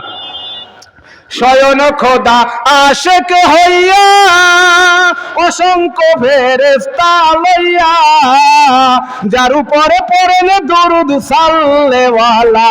হায়রে যার উপরে পড়েন দরুদ সাল্লেওয়ালা, দো জাহানের বাদশা নবী কামলেওয়ালা। হায়রে দো জাহানের বাদশা নবী কামলেওয়ালা। আল্লাহর ইবাদত খালি নবীর সালাতু সালাম পাঠ করা। জোরে বলেন সুবহানাল্লাহ। ওই সালাতু সালাম আমরা পাঠ করা লাগবে কি লাগবে না? জোরে বলেন লাগবে কিনা? ও ভাই, আমরা খালি নবীকে ভালোবাসি। আমাদের দুঃখটা হইল এখন বাংলার জমিনে অনেকে নবীর মিলাদও পড়তে। এই মাহফিলের মেইন উদ্দেশ্যই হইল নবীর মিলাদ পড়া। জোরে বলেন সুবহানাল্লাহ। নবীর মিলাদের তো ইসলাম, নবীর মিলাদের আগমন, নবীর মিলাদে ইসলামের মূল বিষয়বস্তু। যেই মিলাদ স্বয়ং আল্লাহ পড়েছেন, চিৎকার মেরে বলেন সুবহানাল্লাহ। কে পড়েছেন? আলে ইমরান 81-82 নম্বর আয়াত। সর্বপ্রথম আল্লাহ রব্বুল আলামিন এই মিলাদের আসর করেছেন। জোরে বলেন সুবহানাল্লাহ। তাহলে নবীর মিলাদ, মিলাদ অর্থ আগমন, মিলাদ অর্থ নবীর গুণগান গাওয়া, নবীর জন্মলগ্ন কাহিনী। এই আলোচনা সর্বপ্রথম আল্লাহ করেছেন। একবার জোরে বলেন সুবহানাল্লাহ। তাহলে দয়াল নবীর মিলাদ এবছর যে মিলাদুন নবী গেছে রাষ্ট্রীয় সম্মানের সাথে মক্কা মদিনা সারা পৃথিবীর জমিনে সর্বপ্রথম যে তাম পৃথিবীর মার্কাজ জামিয়া আল হাজারি বিশ্ববিদ্যালয়, মিশরে যে মাদ্রাসা, পৃথিবীর ভিতর শ্রেষ্ঠ বিশ্ববিদ্যালয় জামিয়া আল হাজারি বিশ্ববিদ্যালয়। ওই আল হাজারি বিশ্ববিদ্যালয়ের যিনি প্রধান আহমদ তানতাবি রাহমাতুল্লাহ আলাইহি, যার নেতৃত্বে মক্কা মদিনা চলে, যার ফতুয়ায় মক্কা মদিনা চলে, উনিও 3 দিন ব্যাপী এবছর ঈদে মিলাদুন নবী পালিত করেছেন। জোরে বলেন না সুবহানাল্লাহ। আমাদের জ্ঞান আল্লাহর কাছে। এই জন্য কবি বলেছেন জ্ঞানী যারা বুঝে তারা শুধু ইশারায়, অজ্ঞান যারা বুঝবে না তারা কোনোদিন কথায়। বাপ ভালো তার ছেইলা ভালো, মা ভালো তার ঝি, গাই ভালো তার বাছুর ভালো, দুধ ভালো তার ঘি। ভালো জাতের ছেলে হইলে অল্প কথাই বুঝে, ভালো জাতের তরকারি হইলে অল্প জালে সেজে। কথা বলেন ঠিক কিনা? জোরে বলেন কথা ঠিক কিনা? তাইলে পৃথিবীর যারা মাকরাস, নবীর মিলাদকে তো আমরা ফরজ বলি না, মুস্তাহাব বা সুন্নাত, কথা বলেন ঠিক কিনা? নবীর মিলাদ করছে কারা একটু কথা লক্ষ্য করেন। 4 মাযহাবের ইমামগণ দলিল আছে, 4 সিয়াসাত্তার 6 ইমামগণ নবীর মিলাদ করছে। আল্লাহ মিলাদের আসর করছেন, নবীর মিলাদ নবী পড়ছেন, সমস্ত সাহাবায়ে কেরামরা নবীর মিলাদ করছেন, সবকিছুর দলিল আছে। বড় আলেম হইলে তারা অবশ্যই জানে। আমার ভাইরা কথা লক্ষ্য করেন, তাইলে নবীর মিলাদ অর্থ আগমন। নবীর মিলাদ অর্থ কি? ইয়া নবী সালামু আলাইকা একটু পর বলবো, এটা মিলাদ না, এটা হলো সালাম দেওয়া নবীরে। এটা কি? নবীরে সালাম দেওয়া। এ বাজান রে, তাইলে নবীর মিলাদ, নবীর মিলাদেই আগমন। এই নবীর মিলাদ অনেকে পড়তে চায় না, কথা বলেন ঠিক কিনা? সবাই 4 মাযহাবের ইমাম সবাই নবীর মিলাদ পড়ছেন। এবার জান এই দেশে জনপুরি পীর সাহেব কেবলারা যখন আসতো, রৌদ্রের ভিতর কোলার মধ্যে দাঁড়াই মিলাদ পড়ার সাথে সাথে বৃষ্টি নামতো, মুরব্বীরা বলতে পারবে, পড়তে না? ফুরফুরা পীর সাহেব কেবলার আইসা তারা যখন এই দেশে কলেরা বসন্ত হইতো, তারা মিলাদ পড়াই কলেরা বসন্ত মোনাজাত করে দূর করতো, কথা বলেন ঠিক কিনা? এই জন্য আল্লাহর ওলিরা জৈনপুরি মিলাদ পড়ে কি পড়ে না? শশিনা পড়ে কিনা? কায়েশা হুজুর পড়ে কিনা? ফুরফুরা পড়ে কিনা? আবু আশরাফ সাহেব পড়ছে কিনা? গাউসুল আজম আব্দুল কাদের জিলানী পড়ে কিনা? গরিবের নামাজ খাজা মাইনুদ্দিন চিশতি পড়ছে কিনা? ওসমান হারুনি পড়ছে কিনা? খাজা বাহাউদ্দিন নকশবন্দি পড়ছে কিনা? সমস্ত বড় বড় হক্কানি এলাকা মুহাদ্দিস আব্দুল হক দেলহবি, যার মাকরাজ তামাম পৃথিবীর জমিনে, আব্দুল হক মুহাদ্দিস দেলহবি রাহমাতুল্লাহ আলাইহি, তার একটা কিতাব নাম আকবারুল আখিয়াতের ভিতরে মুনাজাত আগারগারে হাজাতের ভিতরে মিলাদের দলিল দিয়ে বলছেন, আমার কোন ইবাদত আল্লাহর দরবারে কবুল না হইলো, আমি যতবার নবীর মিলাদ পড়েছি, এটা আল্লাহ তুমি কবুল করে নাও, আমার জীবনের গুনাহগুলি মাফ করে দাও। জোরে বলেন সুবহানাল্লাহ। তাইলে তামাম পৃথিবীর জমিনে সমস্ত ওলিয়া উলিয়া গাউস কুতুব মাশায়েখ পীর মাশায়েখ বুজুর্গগণ মিলাদ পড়েছেন, শশিনা পড়েছেন, জৈনপুর পড়েছেন, উজানি পড়েছেন, চরমনার উত্তরসূরি যারা আব্দুল হক মুহাদ্দিস দেলহবি রাহমাতুল্লাহ আলাইহি তারা পড়েছেন, আটদশী পড়ে, সমস্ত ওলি আল্লাহরা মিলাদ পড়ে। কিন্তু মিলাদ কারা পড়ে না? এই পৃথিবীর জমিনে একদল এজিদি মুসলমান আছে। কি কোন? ওহাবি আর খারেজিতে ভরে গেছে দেশ, নাস্তিকেরা ধরছে এবার মুসলমানের বেশ। ওহাবি আর খারেজিতে ভরে গেছে দেশ, নাস্তিকেরা ধরছে এবার মুসলমানের বেশ। কাফের সমাজ ঐক্য হয়ে করছে মাথা খাড়া, ইমান রক্ষা করতে হলে লাইলাহা বলে খাড়া। দেশে এবার লামহা যাবি আর আহলে হাদিসদের মেলা, ওরা ইসলামের নামে করছে সর্বনাশের খেলা। আমেরিকা আজ জাল পেতেছে, হুঁশিয়ার হও ভাই, ইমান রক্ষা করতে হইলে ওলি আল্লাহদের চাই। জোরে বলেন ঠিক কিনা? ওলি আল্লাহদের কেউ টাকা দিয়ে কিনতে পারে না, কিন্তু বাংলাদেশের অনেক অনেক মুফতি মুহাদ্দিসকে আমেরিকান টাকা দিয়ে কিনে লয়ে যায়। কথা বলেন ঠিক কিনা? জোরে বলেন কথা ঠিক কিনা? আজকে দেখেন মক্কা শরীফ, আজকে মক্কা শরীফ সেই ফিলিস্তিনের পক্ষে না, মক্কা শরীফ সেই খ্রিস্টানের পক্ষে কথা বলে। তাদের মাথা নাড়া দেয় না, কারণ তারা ব্রিটিশের সাথে একটা চুক্তিপত্র করছিল। এই ইবনে সৌদের গোষ্ঠীরা, ওই ইয়াজিদের বংশধররা রাজতত্ত্ব কায়েম করে আজকে ওই দেশে সবচাইতে ইসলামের বিরোধিতা চলে। কথা বলেন ঠিক কিনা? কিন্তু মক্কা শরীফ আমরা ভালোবাসি, কিয়ামত পর্যন্ত মানুষ যাইবে। মদিনা আমরা ভালোবাসি, কিয়ামত পর্যন্ত মানুষ যাইবে। এই জন্য তামাম পৃথিবীর জমিনে হক্কানি উলামায়ে কেরাম বুজুর্গন মাশায়েখ পীর মাশায়েখের নিসবতে যারা সোহবতে গেছেন, তারা পীরে যেই সবক দেয়, ওই সবক অনুযায়ী বর্তমানে ঈমান রাখা সোজা হয়ে যাবে। কথা বলেন ঠিক কিনা? এই জন্য কবি বলেছেন, আল্লাহর বান্দা হওরে জিন্দা, আল্লাহর বান্দা হওরে জিন্দা, থাইকো সবাই হুঁশিয়ার, ভয়ঙ্কর এক ঝড় উঠেছে ঈমান পরীক্ষার। কথা বলেন ঠিক কিনা? ও যুবক ভাইরা, ওলি আল্লাহর কথা আমরা কেন বলি? যারা নেট চালাও, যারা ইউটিউব চালাও, আমারও একটা চ্যানেল আছে, নেটের মাধ্যমে যুবকরা দেখছে, শিক্ষিত যুবকরা দেখছে, বাংলাদেশে 30 জন ইমাম ডাইরেক্ট বড় বড় খ্রিস্টান ধরা পড়ছে। নাউজুবিল্লাহ বলেন। বড় বড় মুফতিয়ারা, 1 নম্বর ধানমন্ডি মোহাম্মদপুর রায়বাজারে মসজিদের ইমাম সাহেব প্রথম ধরা পড়ছে। তারপর উনি 30 জনের নাম বলছে। বাংলাদেশে সবচাইতে বড় বড় 30 জন ইমাম, কারণ ইমামদেরকে সাধারণ মানুষ ভালোবাসে। কথা বলেন ঠিক কিনা? ঢাকার শহরে বড় বড় মসজিদে ইমামতি করতে হলে মুফতির দরকার। এই জন্য খ্রিস্টানদেরও মাদ্রাসা আছে, ওই মাদ্রাসা থেকে ওরা লেখাপড়া শিখাইয়া মুসলমানের ইমান নেওয়ার জন্য মিথ্যা ফতুয়া ঢকাইয়া আমাদের ভিতরে পাঠাই দিয়েছে।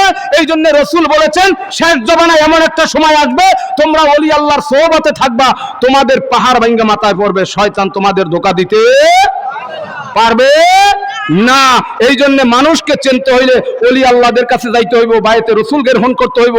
আজকে আমার কাদের মোল্লা ভাই যে ওলি আল্লাহর সনে মাহফিল দিছে, এই মাহফিলের মধ্যে কোনো ভেজাল আছে? ইকন গন্নদি আগলজারা আট বাজারে টাকা পয়সা উঠাইছে, এটা রসুলের সুন্নাত তরিকার মাহফিল। জোরে বলেন সুবহানাল্লাহ। আপনাদের মেহমানদারির ব্যবস্থা আছে কি আছে না?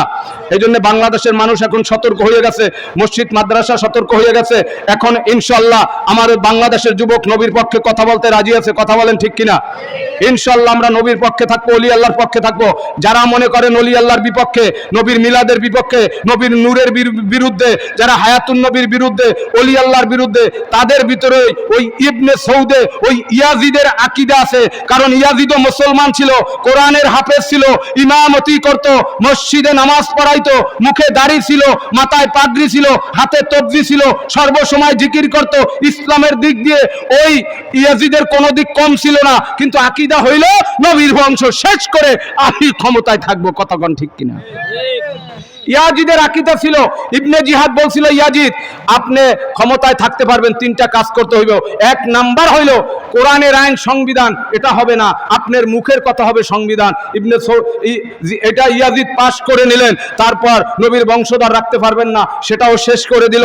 তারপর আপনি খেলাফতি থাকতে পারবে না, আপনারে কেউ ভালোবাসবে না, রাজতন্ত্র কায়েম করেন।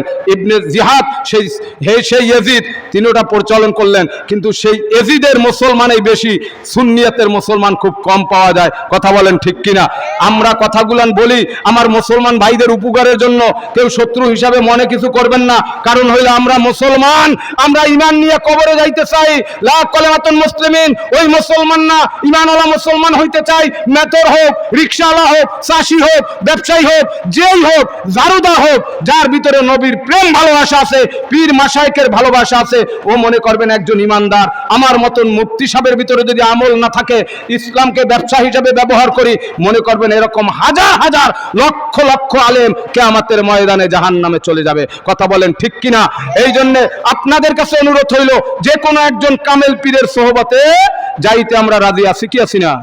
আল্লাহ আমাদের সকলকে কবুল করুক, আজকের মাহফিল কবুল করুক, খাজা বাবার মাহফিল কবুল করুক। সকলে বলেন আমিন।